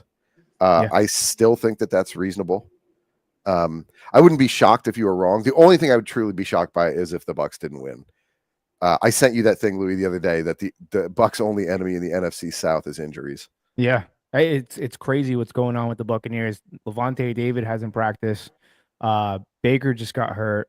I mean, the injury bug is for real in Tampa, but we'll talk about the Bucs real quickly and briefly because I'd like to get you guys' take on Baker Mayfield's next contract and the whole Desmond Watson issue. But for me, the Tampa Bay Buccaneers are kind of in a little bit of a situation, and I know Stan's watching right now. We actually have quite a few people watching. I'm actually impressed, really happy about that. I drive traffic. What can I say? People like watching Dino eat dinner. Yeah. Look, I'm not too worried about the injury bug because I'd rather have this happen now before midway through the season, towards the end of the season. Dino, raise your camera higher. It looks like we're giving you a blowjob. Yeah. No, I had to go get a battery pack because my phone was dying. I know, but hold the phone up higher, for God's sakes. Very upsetting angle. It's getting worse. God damn. Jeez. No, it's. I know Stan's watching. Yes, it's week one's a must-win game against the Atlanta Falcons. You can't fall behind in this division. I think the division for the NFC South is going to be much more improved. And I never like to say, hey, this is a really bad division because all division games are tough. You know, you look at those Patriot teams, and I said this weeks and weeks. You look at those Patriot teams. What's the one team they always had trouble with? And they were great. It was the Dolphins. The Dolphins were trash. You know, it just happens. But that's always how the Dolphins are. You know, they're the one team that beat the Bears when they were having that undefeated season, just because they didn't want anyone else to have an undefeated season, and they were garbage. But Louie, you've been circling the drain here for a minute. We know Stan's listening. Just say the phrase. Week one is a must-win game. Must-win game, man. It's a must-win game. I'm telling you, Jamie. Is it not? You have Tristan Wirfs hurt. My goal. Who do you play? My goal for not for this season. Falcons, I don't think I'm gonna be able to pull off this season. My goal is next year. I want Louie to describe a preseason game as a must-win game. No, that's never gonna happen. I think I can do it. I think I can do it. Never gonna happen. Never gonna happen. But no, I mean, you look at this team right now. Sure. Really think about it. You look at the Tampa Bay Buccaneers right now. Baker Mayfield had a great season. Needs to get more wins to get an MVP. They have a very good supporting cast. Micah Parsons looks fucking fantastic. Those Ohio State kids, they're pro ready, especially those wide receivers. This kid is phenomenal. I'm predicting him, Jamie. Not the quarterbacks, that's for sure, but put it in your notepad. Yeah, not the quarterbacks, the receivers. Put it in your notepad. Your Louis predictions. Micah Parsons, Rookie of the Year. Oh my God. Rookie of the Year. I'm telling you, he's going to be Rookie of the Year for the Tampa Bay Buccaneers. Last time the Buccaneers had a Rookie of the Year was Carnell Cadillac Williams. Remember him? Isn't Travis Hunter, or what's the kid's name? Travis Hunter, right, from the Jags. Yeah. Wouldn't that be awesome if you won defensive and offensive Rookie of the Year? Can you imagine? No one would ever touch that record. I think no one would ever touch that. I think he's going to get a reality check, man. It would be awesome. Yeah, it's incredibly unlikely, but right? But it would be so cool. And I will say, since we're pretending that underwear football is real football, he's having a hell of a preseason too. He's seeing like full snaps on both sides of the ball, and apparently just great in coverage. He had a huge go up and get him catch in practice. I think it was yesterday. Man, if he makes that giant swamp dwelling lesbian out of Clemson quarterback of theirs look good, I'll be really upset. Hey, man, that's Carmela and Furio's kid you're talking about, buddy. Yeah. Dude, I hate that you're right about that, but you are right. Dude, that looks just like if they had a kid, man, that's the kid, Trevor Lawrence. No, I think Trevor Lawrence is going to have a better year this year. He's got to stay healthy, and they have to protect him. To be fair, we've been saying that about Trevor Lawrence since his rookie year. Because he does have the tools, but he just, I don't know if it's decision-making. He does have a habit of hanging onto the ball too long sometimes. Right. And they haven't always had a terrible O-line. Like, he's had some decent O-lines where it's like, buddy, stop going through your fifth read. Either throw it away or get it to a quick check down man earlier. Like, you got to take the 5-yard play sometimes. I think Liam Cohen's going to kind of make or break that kid. We'll see. But with the Tampa Bay Buccaneers, I'm excited this year. They actually have a lot of depth. Benjamin Morrison, man. I don't know if you guys know the name. Kid out of Notre Dame. Makes really good paint. douchebag. But no, Jamel Dean finally has somebody breathing down his neck, and it's for a long time. And when he inevitably gets injured, there's a backup now. Yeah. I mean, Benjamin Morrison, I know he gave up a big play to Mike Evans during the night training camp, the night practice. And the very second play, he went up and picked the ball off. He's been having a great camp. A lot of those corners, Jacob Parrish, all those guys having a very good camp, especially the rookies. With Shiloh Sanders, I think that I think he makes the roster. I mean, even if it's on special teams, I still think you can find a place for him. But I'm excited about the 2025 Buccaneer team, not just the team, but I don't want to kill Tuesday's episode because we're going to be doing a deep dive on the 2025 Tampa Bay Buccaneers defense. I think the defense is really going to carry that team. I think you're going to see a much improved defense. Hassan Reddick is bringing some juice, man. He's very wild card this year. Very wild card this year. I would love to see him go off, but I think he's going to go off, man. I think I feel like anyone that's played at the Jets, like they get a taint to him. Well, he's never even played for the Jets. He never started. Oh, that's true. Yeah, I forgot. He never started. He wanted a contract. That's so. Right. Okay, that's but good. still, you still get the taint with you, right? Yeah. The same way Aaron Rodgers is about to end. I mean, we'll see. Careers. I believe it was Ira Kaufman. Shout out to Ira Kaufman. Yeah. He brought up a good question. Rewind. Do you think Aaron Rodgers gets Tomlin fired? I think. Let's do this. How many games do they win this year? And do they make the playoffs? Because Tomlin never misses the playoffs. I don't know, man. A lot of people. God, his stats last year for the Jets weren't bad. He had a good year. Yeah, with one of the best defenses in football and some phenomenal receivers. The problem is every time he goes to a team, he gets in there and he goes, can you get rid of these guys and sign my buddy who I won't be able to. By the way, anybody who's watching, Jamie really fucking hates Aaron. Oh, God, I hate him so much. I'm lying to you. He loves Aaron. You better shut up, Louie. I'll fly up there, punch you in the mouth, and fly home. He loves Aaron Rodgers. Actually, we're going to have Aaron Rodgers join the show. He's been bugging me to get Aaron Rodgers. Oh, can you imagine? I'll tell you what, you got to put a condition on it. He's got to bring his supposed wife with him. Do you guys see this? Aaron Rodgers, he has a secret wife. I'm not joking. He claims he got married in the offseason, but won't tell anyone who she is. Is it a lady boy? It's one of two things. It's got to be a Thai lady boy. It's one of two things. It's either a dude, which, by the way, I'm fine with. Right. I just hate the fact that he tries to be such a fucking bro about it because he's trying to cover up the fact that he's gay. Yeah. It's either that or he got like an anime girlfriend and he's like dating an AI. I can see it. An anime girlfriend. What are those? Like digital, not real. He's got like an AI kind of thing. Didn't somebody that the Bears drafted lie about having a girlfriend, a fake dead girlfriend? No, that was Manti Te'o. Manti Te'o, yeah, the Mormon guy. Catfish. But he wasn't lying about it. He got tricked. Yeah, he got tricked. Wow, we completely skipped. He was Chargers. Yeah. Well, back to the Chargers. So, I got to ask you guys, Justin Herbert. Everybody's kind of shitting on him. I don't see why. I mean, I don't know why anyone's shitting on him. I think he's top 5 quarterback in the NFL. A lot of people don't seem to think so. I mean, I would put him in top 10. Look how well they did last year after getting rid of their entire offense. Yeah. Right. They got rid of Keenan Allen, who was his total security blanket, who, by the way, still unsigned, I believe. Yep. Yeah, I think he went to go speak with the Chargers about something. I don't know what it was. They should bring him back. They should bring him back. He's not going to ask for too much money now. He got paid by the Bears. And he kind of did what we needed him to do, right? Like he got Caleb through his rookie year. I don't know that we necessarily need someone like that when you've got DJ Moore and Roma Dunze. He was a great mentor for Roma Dunze. So, I think that's one of the very rare NFL contracts where it just worked out very well for everyone involved. He got a bunch of money, did what we needed him to do. We weren't planning on winning anything last year. Right. So Justin Herbert, is he in the correct place on there? So right now we have, this is according to, let me update this real quick. This is according to Fox, the best quarterbacks heading into 2025. I think number one's wrong. I think I would put Lamar Jackson there. Yeah, but number one. But he says Lamar Jackson, who 2 years ago I have him on the record talking about how Lamar Jackson quits on his team, doesn't care about the game. And hey man, but I mean he's doing a lot better now. It's good to see you. It's good to see your view evolve on it. I'm serious. Like that's it's important to be able to look at stuff and go like, okay, whoops, I had a bad read on that.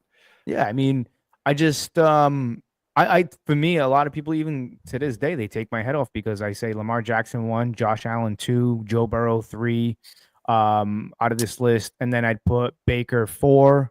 If you're just going off of last year, well, I hold think on, it's let me Allen 1. Sorry, go ahead. well, Go ahead. all right. So let me know what you think about my list. I'll just do top 5. So if it's me, Lamar Jackson 1, Josh Allen 2, Joe Burrow 3, Baker Mayfield 4, Patrick Mahomes 5. That's I mean, because Baker's stats do not lie. Well, I'm going off the stats, and Joe Burrow had a fantastic year. Arguably could have been MVP, but the Bengals, again, same thing as Baker. They didn't win enough games.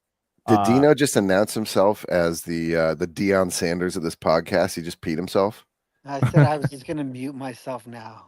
All right, so what do you think, man?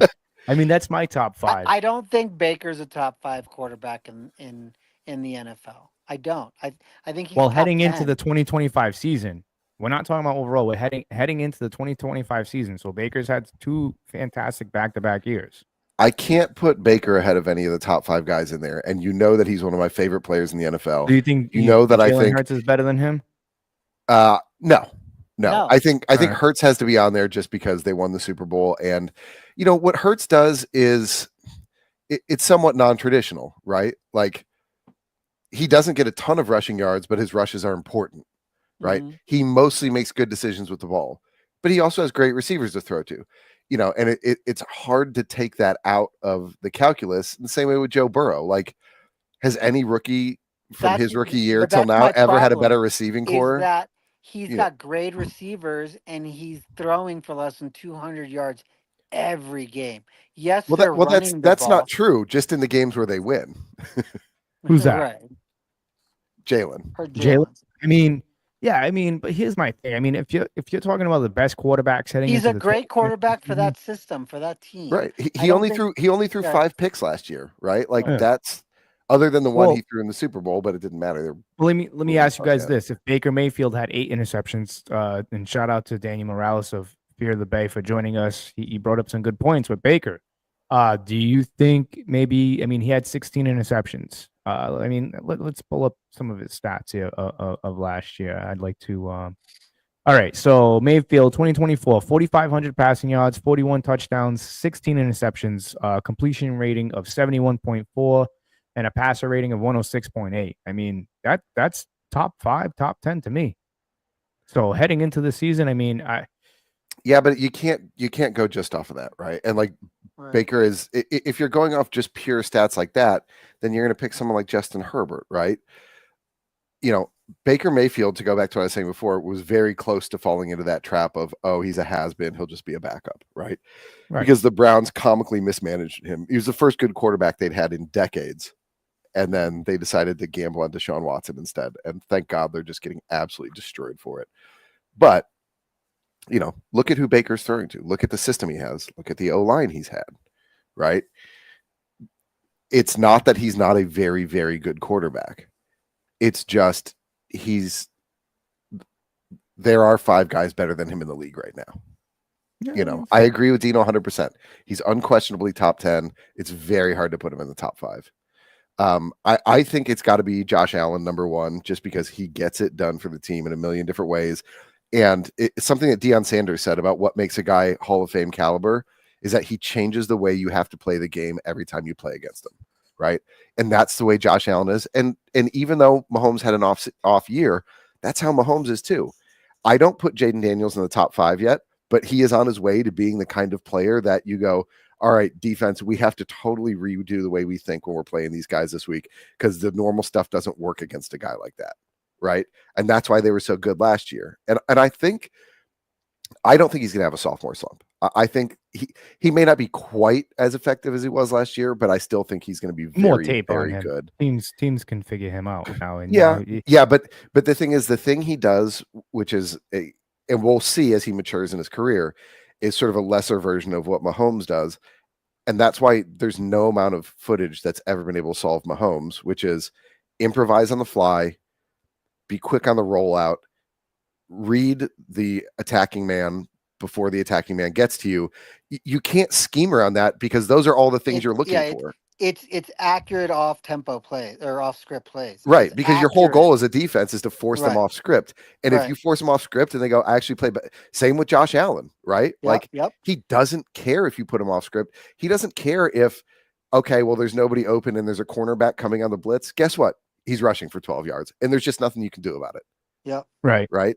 And that's what makes those, Joe Burrow, not that type of guy.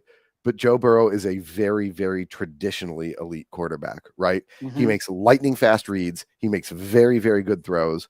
Is he good on the Bears? Probably not, right? But on that team, well, man, I wouldn't say that. I mean, Jaden had like an 88% completion percentage against the blitz last year. That is it was nuts. It was nuts. It's nuts, right? It's like, I mean, part of that was being a rookie, and they're like, okay, rookie, he try to defend this, and then he just beat him every time, right? Right. Well, I mean, he was on a really garbage college team. Yep. I mean, sucks. Not true, by the way. They are a very good team. I'm a Bama fan, so I hate them. Yeah. Speaking of LSU, real quickly, anybody see that clip of Devin White with the Raiders? Jamie, did you check that out? No, what happened now? Oh my god, dude, he my have the mighty have fallen. It's almost I almost feel I see bad 5 days ago Devin White showing out at practice. You talking about a post practice interview? No, he got dropped to the ground. He got faked out so bad. And I've never seen that in my life with him. Never. I mean, I'm hoping that he does good with the Raiders, but Jesus Christ, man. Wow. That was not a good look for him. Speaking of not a good look, Desmond Watson of the Tampa Bay Buccaneers. Now, this is something I'm going to be covering. Oh, no. That's the fat kid from Florida, yeah? Come on. Very hurtful. He's he's unbelievably large boned. Yeah. They're Desmond Watson. not letting him practice because he's too fat. Conditioning issues. First of all, very problematic. Dino, you're never going to make it into a Levi's ad with that attitude. No. No, it's just what's going on there because I wanted to get you guys' input on that. For the Florida Gators, 63 tackles, a sack and a half in 4 seasons with the Gators. This is a guy, in my opinion, and shout out to Leo Haggerty. He said it best. At best, this guy is 15 snaps, 3rd and goal, 4th and goal. But the problem is, and I pushed for the Buccaneers to get this guy, but I figured he'd lose some weight. I mean, he's having some issues there. No. Is it difficult? Do you think it's a waste of space to kind of have him on the roster? Well, that's a lot of space. They legally should have to give him 2 roster spots. 6'6", 450, man. That's a big boy. I was shocked the Commanders didn't try to draft him since they need to stop the tush push, right? The tush push killer, man. Him and Vita Vea. But there's also another gentleman on that team, and I'll dive into this more on Tuesday with the Buccaneers defense. Is a gentleman, a young kid by the name of Devon J. Thomas, who I interviewed a couple weeks back.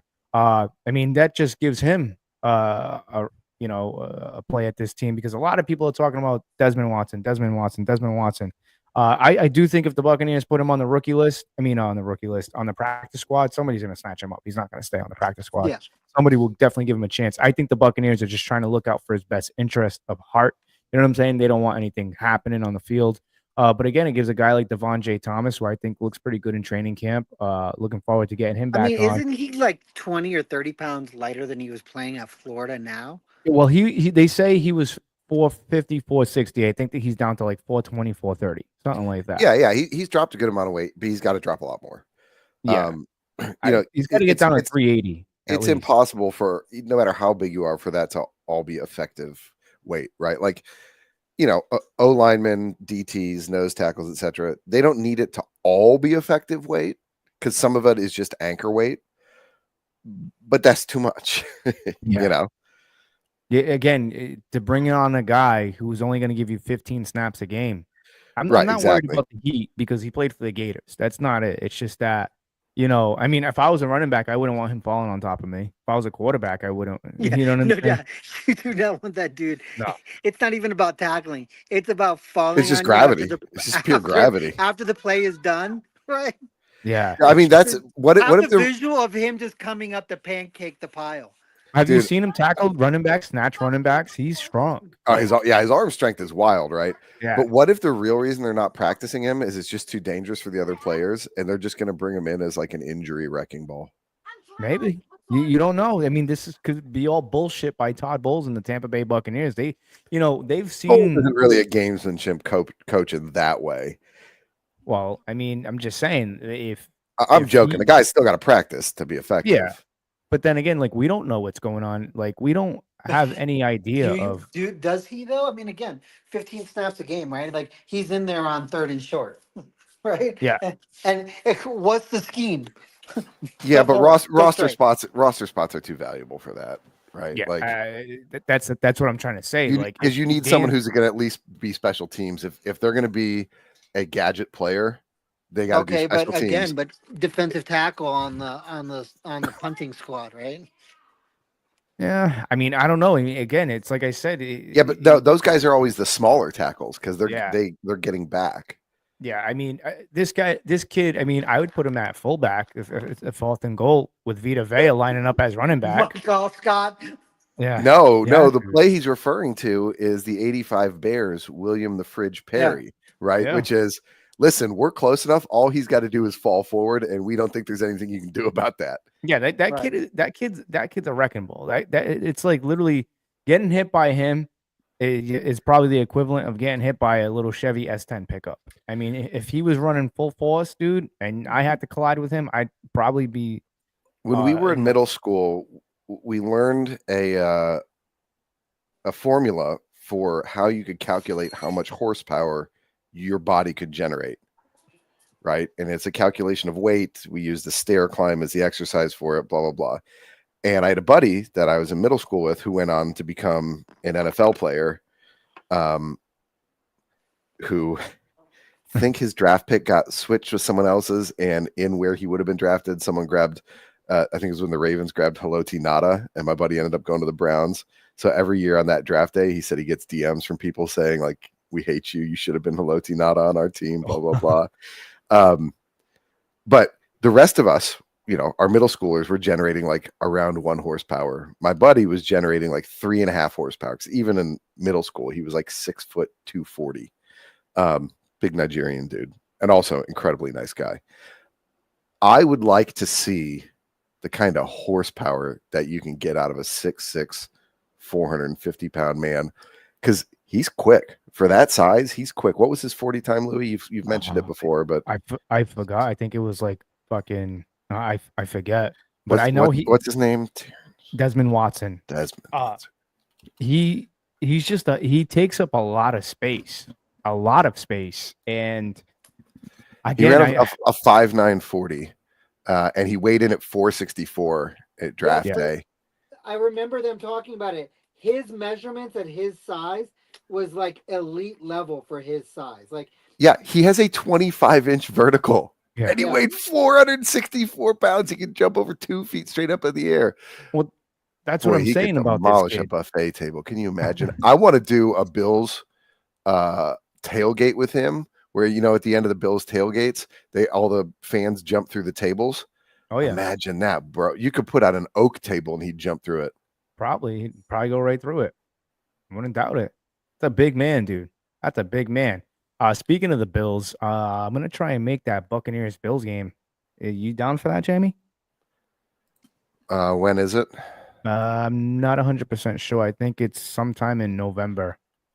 Because I know the Patriots game is. It's unlikely because I'm traveling first weekend in November. Yeah, it's November 16th. Yeah, there's no way I'm gonna be able to do it because that November 1st game is the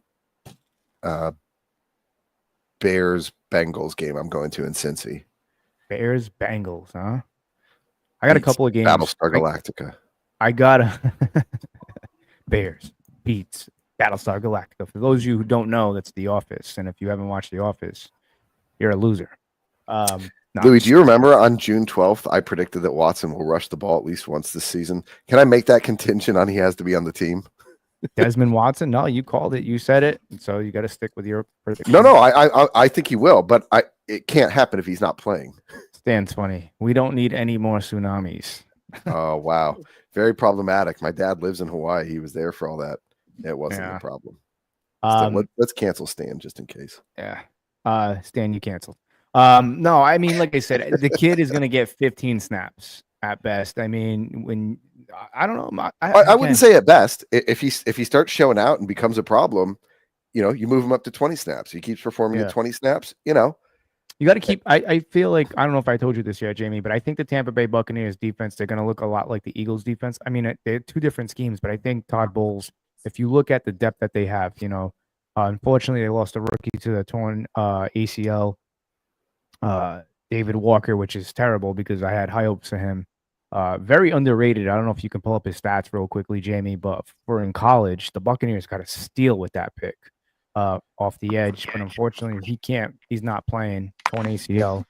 But this Buccaneer ball club, the rotation, kind of like what the Eagles did, rotating edge rushers, defensive tackles, they have a lot there.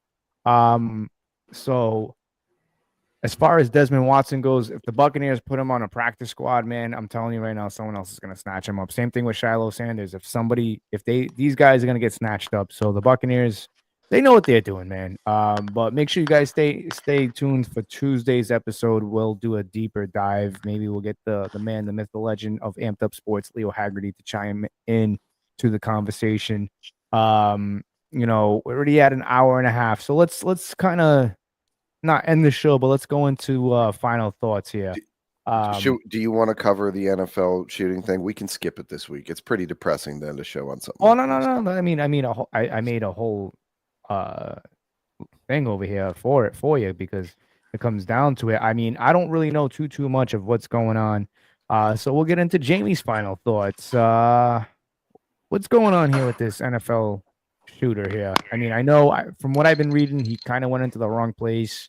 Yep, he took the wrong elevator. He was trying to go to the NFL headquarters. He ended up at the was it BlackRock Financial? Shot and killed two of their executives, or an administrator and an executive, also an off-duty cop and a security guard. He did manage to shoot one NFL executive or employee at least. My last read on that was that bullet was a deflection, and I believe he's stable and going to be all right in so much as you can be all right. I think we should withhold judgment as far as the CTE thing goes. The guy didn't even play in college. I read up a little bit on his high school career, was a standout running back, but was very small. He was like 5'9", 140, but was just like all speed, right? Yeah. Read some interviews with former players, guys that played with him, some teammates who said basically like, everyone sort of lost touch with him. He was working in Vegas doing like security camera review stuff to make sure people weren't cheating. He took a lot of hits from what I'm reading. Like at that size, he would get regularly hit by guys that were 60 pounds heavier than him. Right. That's not that fun. Said, there's a reason why you don't see a ton of boxers, for example, with CTE problems. It tends to happen at a much higher level of the sport where you can't protect yourself against massive things. You're just not dealing with the same amount of raw force in high school that you are in high-level college or in the pros. Oh, God, yeah. Everybody in the pros, what's it called? Everybody's fast, everybody's strong. I've had someone explain it differently, which is in football, like you get a concussion, you still play the next week. In boxing or other sports, you get a concussion, but you don't get hit in the head again for like 30 or 45 days. Well, no, in football, we've had expanded concussion protocols for a long time now. And actually one of the things that his teammates talked about was no one remembers him ever having any concussions. The only time he ever had like an injury was a leg injury. What do you crinkling? Jesus Christ. Bag of chips. Louie, mute him. Thank you. This guy crinkling over my final thoughts here. So I think we should withhold judgment on the CTE thing. They're doing the autopsy. For those of you that don't know, CTE cannot be gotta mute him, bro. CTE cannot be diagnosed in a living person. It can only be done via dissection of the brain. So we're just not going to know for probably a few more weeks These autopsies can take a long time. They Yeah, often like especially to have a few people something look like at them. that. Yeah, you want to make sure you get it right. He did shoot himself in the chest, which, if you remember, is what Junior Seau did as well. Yeah. And left the same kind of note, basically like, I shot myself in the chest. I want you to look at my brain and figure out what's wrong with me. You know, he already had 2 involuntary psychological holds, which I can tell you, although I never did criminal law, but as a former attorney, you don't see a ton of that outside of like Do you have a Redskins? homeless crack addicts, stuff like that. Yeah, but I so mean, the fact that he had 2 of those means he was going through it bad, because the standard for that, first of all, America, of all Western democracies, has the tightest rules on involuntary holds, because we love freedom and we don't like the thought that the government can just grab you and hold you against your will, saying, "Oh, he's crazy, we got to lock him up." So it requires pretty much immediate judicial review, and the initial hold can only be up to 72 hours. You know, he had 2 of those, and the standard is immediate threat to yourself or others, risk of immediate threat, right? So something was going on that they could go to a judge and say, like, he's either going to kill himself or somebody else. And that happened twice. Yeah. Yeah. So, I just don't know something what was his going motives on were, there. though. And yet after 2 involuntary, and I'm not going to go political with this. You know, I've mentioned on this show before that I'm a hunter. I'm a gun guy. I'm pro 2A. But I think if someone has had 2 involuntary psychological holds, he shouldn't have been able to legally purchase that weapon. That just seems to me like... Yeah, but did he purchase it beforehand? No, he purchased it not long before the shooting. He bought it from his boss. He did everything above board. He bought the BMW and the gun from his former boss. Everything was... the paperwork was legit. Everything... there was nothing illegal there, right? How do you think the boss feels? I mean, all I can tell you how I would feel in that situation. That's following you. Yeah, I mean, you don't know. You know what I'm saying? I think what would get you out of it mentally, to get yourself out of that loop, would be, if he didn't get the gun from me, he was going to get the gun. Someone that's going to do stuff like this, they're going to find their ways to get their hands on it. But I think as a society, it would suit us well to at least make that harder for people, because if you pass a law that you've had multiple psychological holds, you can't buy a gun until you've had, say, a follow-up examination by a state licensed psychiatrist, who then will write a note to the judge. You know, put some sort of hurdle in place there. It doesn't have to be that you're going to stop all these. A certain amount of these are going to happen in a society that has a lot of guns. All right. But you could probably stop a few of them a year just by making it a little bit harder. And I guarantee you, every single person that's lost a loved one in one of these would give anything just for 1 or 2 of these a year to be stopped. Yeah. You know, I'm not saying there is no law that's going to beat this problem, because it's a particular illness that is peculiar to American society, right? You don't see this happening in other societies with guns. I have my own theories on it. It's a mixture of wealth inequality and poor mental health process, and the general American mindset of hustle and grind, and you always have to be on top. And we are conditioned from childhood that if you're not the absolute best at everything, then you are not worth noting and you are not an important person. And parts of that have made us a great country and have made us very, very successful. But there are downsides to putting that sort of pressure on people. And it is stuff like that. It is people snapping because they don't see a way out where they can live with themselves anymore. Yeah.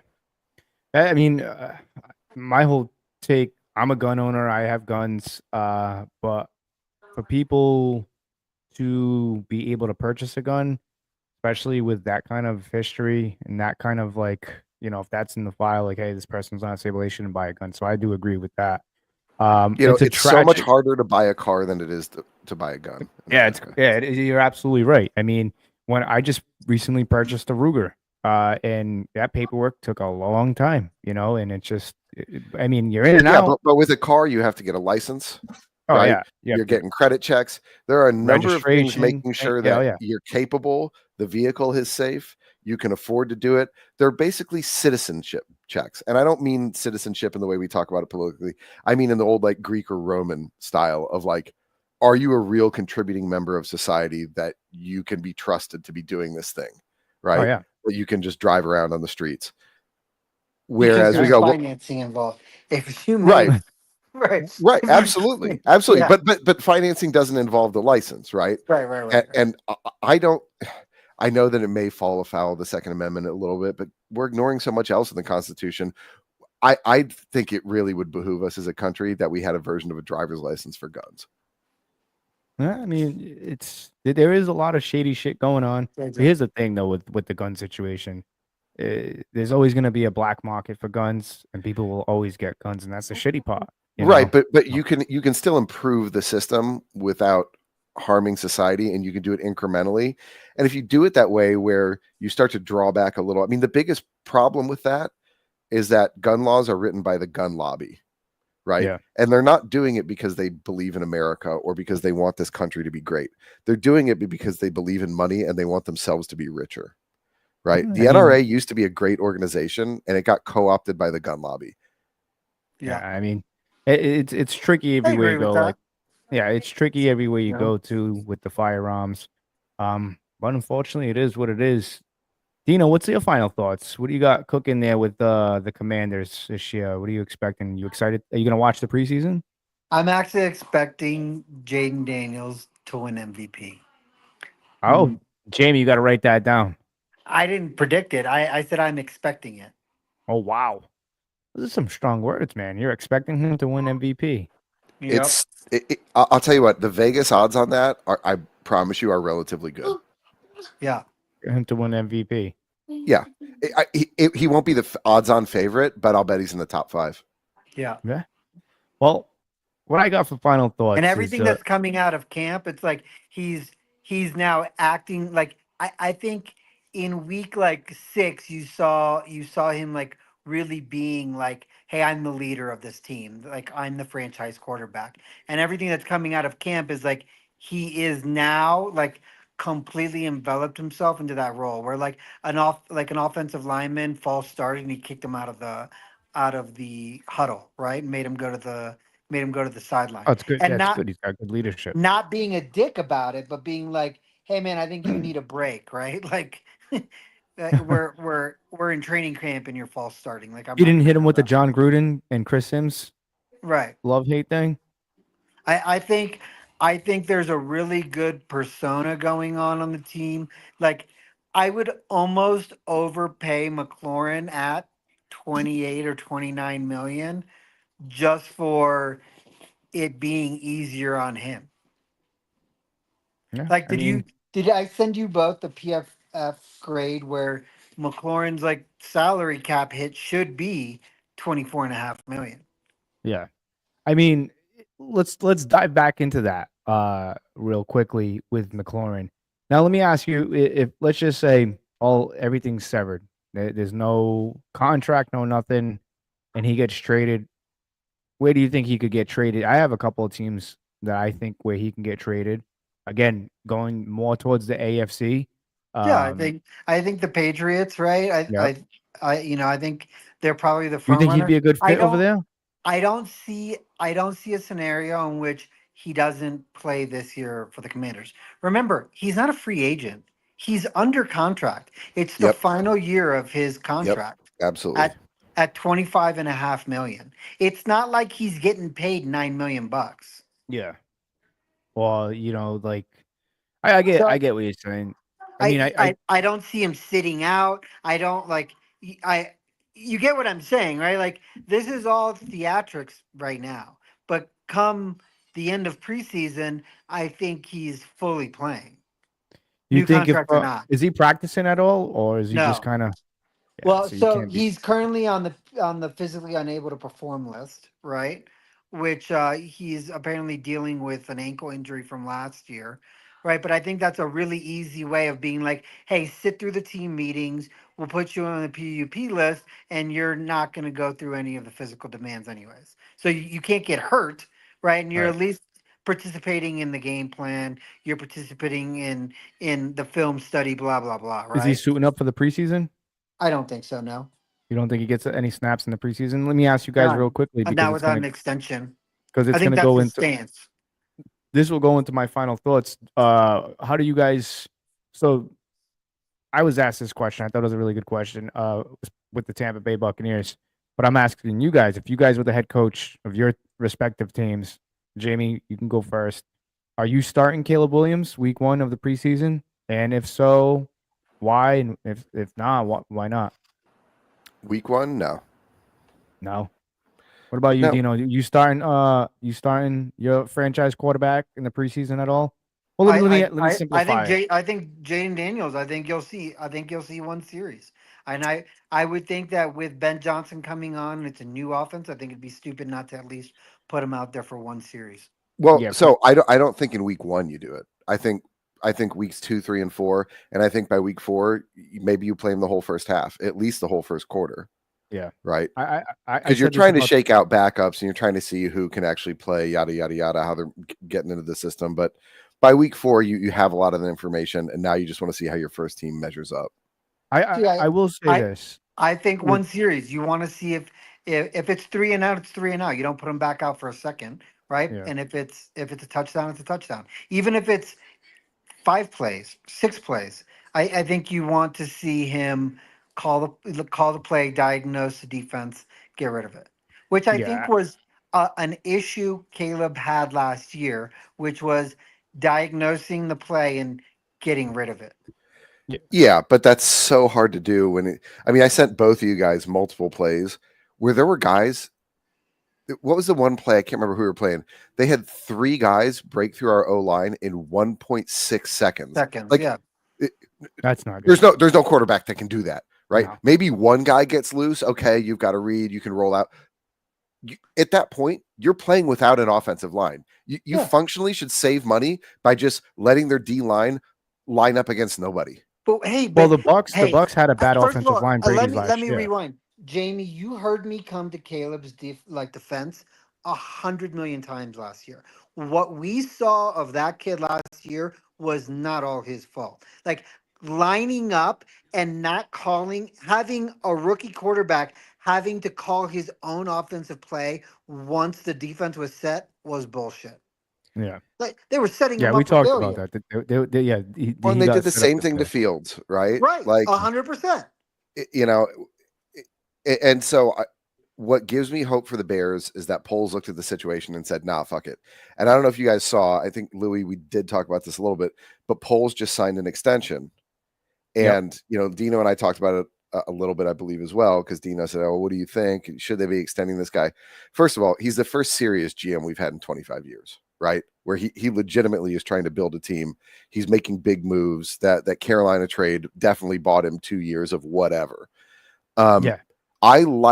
Even though I don't like every move he's made, first of all, he was really bad at drafting O linemen. He liked getting late round O linemen. Mm-hmm. Guess what he did in the NFL? He was a late round O lineman. Yeah. Right. So he was trying to draft himself. Yeah. What I like about him is he looked at that after a few years and went, you know what? I'm not good at that. I'm not going to keep trying to do this thing that I clearly do not excel at. So what did he do this offseason? He brought in a bunch of proven O linemen, and he basically said, I know my weakness. I know I can't be trusted to do it that way. That's just not what I'm good at. Let's trust that these guys that have been Pro Bowlers, that have played at a super high level, that have a lot of playoff experience, let's trust that they can gel together, right? And when we talked to Leo a few weeks ago, he said, 5 games, he thinks, before they start to gel, Louie? Yeah, 5 to 6 games. Yeah, and I think he's absolutely right. You're not going to see stellar O-line play in week 1, week 2, week 3. No. You see a lot of sloppy football from all around the league. Oh yeah, guys are still getting warmed up. I was saying with especially with training camp, I really don't want to see Mike. I don't want to see Baker because guys, we can all agree these guys are proven. We know what they can do. Yeah, they're hardy vets. Like you have an infusion of youth on that defense that needs to be out there. That needs that. There's only so many reps you can take against Mike. There's only so many reps you can take against Jamel Dean. I'm sorry to interrupt you. I'm going to go back. When they extended pools, right? I told Jamie, I think it's really premature on extending him, right? I like that they tied it to basically Ben Johnson's contract. That's where I was going. Is that the Bears' problem? And we've talked about this for years. Is we keep doing this leapfrog thing. We get a new GM, then the next year we fire the coach. Then we get a new coach, and then the next year we fire the GM, and so they're never married to each other. And even though that is a sort of, everybody does it. Everybody does it because it works. Right. Yeah, you gotta have some type of consistency, though.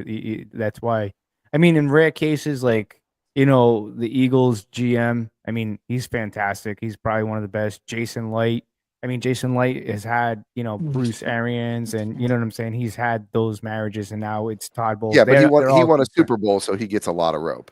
Yeah, and he he's done brought fantastic. and he didn't just win a Super Bowl. He brought in Tom Brady when every other team in the league was trying to bring in Tom Brady. Yeah, Right. and not only that, he's done a great job of drafting as well. I mean, early on, I would say no, but I mean, some of for the offensive linemen, he's done a fantastic job. I mean, to get into my final thoughts, because we're about to wrap up here. This 2025 Buccaneer defense, the last year's defense was terrible. The Commanders exposed us in the playoffs. We just couldn't get off the field. That's something that a lot of people have been worried about, including myself. I was calling for trades for like Max Crosby. I just wanted to see an elite pass rusher. And I even called for Micah Parsons way before any of this trade stuff is going on. I've been seeing a lot of stuff with, Buck fans posting, hey, Micah Parsons, should we trade 1, 2, and 3 or 2 first-round picks? Listen, I don't want Micah Parsons. What Jason Light and Coach Todd Bowles did in the offseason, they addressed the needs. They went sideways with the draft. I mean, you guys can agree. I didn't think they would take a wide receiver first round. I think they should have taken Jahad Campbell there, dude. Nah, there was more lingering injuries I than can't people. believe that Jahad Campbell fell as far as he did. Yeah, I mean, well, there's a couple of injuries. You say, lingering injuries. If they were lingering injuries, he would have had them last year, and he played amazing last year. Oh, no. I'm Lingering saying that, injuries Jamie, are pull up not his. lingering injuries. You take a player in the first round, so you've got a Well, fifth-year option. well, here's the right? thing. Like, even if he doesn't play it down in year 1, and he's elite year 2, 3, 4, But he's not going to be ready to start until October, November. That's the problem. But they don't. Right, but what Dino's saying is you're stashing him away so that you have years 2 to 5 of one of the best defensive players in the NFL. Fine, let him take a year and get healthy. He's not costing you any money. Yeah, but the problem, I agree with you guys, but the problem is with the Tampa Bay Buccaneers, that Super Bowl window is closing. You get what I'm saying? So you need guys that are going to start right now, and what better guy than Emeka Egbuka? Because I don't think the Super Bowl window is closing in the way. First of all, I don't think they're in a Super Bowl window right now. I don't think they're quite good enough to be at that level. I think they will make the playoffs. I think they'll probably get to the second round of the playoffs. I think they're just lacking truly elite play in a few places, but they are such a well-rounded team that as long as Jason Light keeps doing smart things, they're always going to be within a few players of getting to the Super Bowl. Yeah, I mean, I think they have some pretty good Super Bowl odds this year, in my opinion. I think I said Baltimore Ravens and the Tampa Bay Buccaneers. That's my pre-season pick right now. The Buccaneers have very good offense. You know what I'm saying? And Chris Godwin. For the NFL, for the sake of the NFL, I would love a Redskins Colts Super Bowl. A Redskins Colts Super Bowl? His team makes it to the Super Bowl. Yeah, dude. No, it's got to be Bears Colts because Virginia McCaskey died too. Well, there you go. Yeah, and we're relitigating the 2006 or 2007 Super Bowl. The Bears. But what I'm trying to say is the Tampa Bay Buccaneers did everything they needed to do to address that team. I mean, in all reality, they had one of the best offenses last year, and statistically, it was the best offense in franchise history, in my opinion. I believe. I could be wrong. Not Brady. I think it was between 2021 and this year. But they had a fantastic running game. They have a 3-headed monster at running back with Sean Tucker, Rashad White. Rashad White's going to show up, guys. He's one of the best. One of the best pass blocking running backs in the NFL. He can catch, he can do it all, and then you have Bucky Irvin, you have Mike. You see the Bucky Irvin catch from that practice? Was it yesterday or this morning on the left sideline? He looked good, and he was talking trash as he got up to the DB. Yeah, man. Awesome. I mean, they're solid at running back. They have Graham Barton entering his second season as a center. They have a solid offensive line. Guys like Culp, Payne Durham. I'm telling you, that tight end, pay attention to his name, Culp. I'm telling you, he's going to come up big for the Tampa Bay Buccaneers. Also, University of Washington, 6'6". Yeah, he's everything we wanted Austin Seferian-Jenkins to be, believe it or not. This team is well-rounded. They're going to make a serious Super Bowl push. I think And he's they everything addressed you wanted OJ Howard to be. Yeah, that too. But I mean, Austin Safarian-Jenkins, true Buck And fans know what I'm. there's a lot of talk about the Falcons being the favorite to win your Yeah, division yeah, there. yeah, that's fine. They said that last year and the year before, and including Hey, it was myself. But pretty at the end of the close. It's not day, like you guys ran away with the division though. yeah, no, I mean, but what I'm saying is, Todd Bowles did a fantastic job at addressing our weaknesses, the lack of depth at corner. I mean, Thunderberg and all these other guys. Like I said it too, Jamie. Did I not? I said I don't like this defense going in because I watched the preseason. I didn't like the depth that they had, and then guys started dropping like flies. Antoine Winfield, I think, played what 6 games healthy. Now you have a good rotation of safeties. They brought in Hassan Reddick, and you have a good infusion of youth on that defense. I'm telling you, there's some killers on that defense, man, and I think they're Hassan gonna have Reddick is a steal for you guys. that's what I'm saying. Even if Hassan Reddick puts up 10 Maybe we'll sacks, see. if Yaya Diaby gets 14 sacks, and a lot of people are sleeping on Kalijah Cansey and that defensive line. Logan Hall is going to be a stud this year for the Tampa Bay Buccaneers. I'm telling you, if that defense can put it together and that offense continues what they did last year into this year, and the defense can be a top 15, top 10 defense, I'm telling you right now, the NFC is getting put on notice. They're going to be one of the best teams in the NFL. I mean, they're very well rounded. Colin Cowherd had some stupid things to say about them about, oh, why would you bring in all these guys back? It's the same offense. Why wouldn't you? And I love the fact that they drafted Emeka Ibuka. This kid is like a running back when he catches the football. And that tells me that Chris Godwin won't be ready until October. Mark my words. Put it in your predictions, Jamie. Godwin's not going to be ready until I October. can't do that, and you know why I can't do that. But I agree with you. And that's why they got this kid. And Todd Bowles, a lot of people were like, why did he get him? Well, he did say we're going to take the best player available, and that was to them. Mike Evans, no offense, is on the way out. I'm not saying his play is dropped off. He's fucking old. He looks good though. No, if you see him in camp, he looks scary good I'm this year. not implying No, I know that he's but dropping I get what off. you're saying. He's The getting end up of his there. career is coming. Yeah. Well, they have And Jalen again, McMillan. You draft players in the first round, right, to get the 5th-year option. Yeah. Well, right. Like, Jalen McMillan is kind of he's been mentored by Mike Evans, and I think Jalen McMillan really came on last year towards the end of the season. 8 touchdowns, most by a rookie. So that's promising.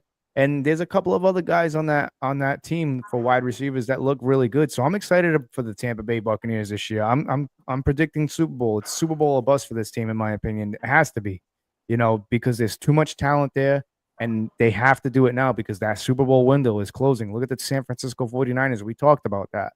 The 49ers, is that window closed? Could be. They've had their chances. Now you just have to pay Brock Purdy. I get that the Buccaneers are your team, right? But I have to agree with Jamie. I don't think you guys are positioned currently for a Super Bowl run. I think you got, and anything can happen. Once you get to the dance, anything can happen, right? Well, that's what I'm saying. The Commanders last year, just get in, right? And then anything can happen, right? Like, I don't think the Commanders are necessarily in a position today to be like, these guys are supposed to win the Super Bowl. I think they're supposed to make the wild card. And again, you get into the dance and anything can happen. I don't think you guys are like Super Bowl window. I don't think the expectation is to win the Super Bowl. It's not the same. I don't know, man. That's the expectation right now out there. The Bills, or we beat the Eagles. We've owned the Eagles the past 3 years. Whooped them. All right, boys, I gotta run. Yeah. Well, that's the end of Around the NFL, guys. I appreciate you guys for jumping on. I appreciate other guest Daniel Morales. Stay tuned. Around the NFL is back. Make sure you follow the YouTube page, the Frozen Pirate Podcast, and we are going to be unfiltered. It should be a very interesting season. All right, guys, fire the cannons. Let's go Bucks. All right, you guys have a good one.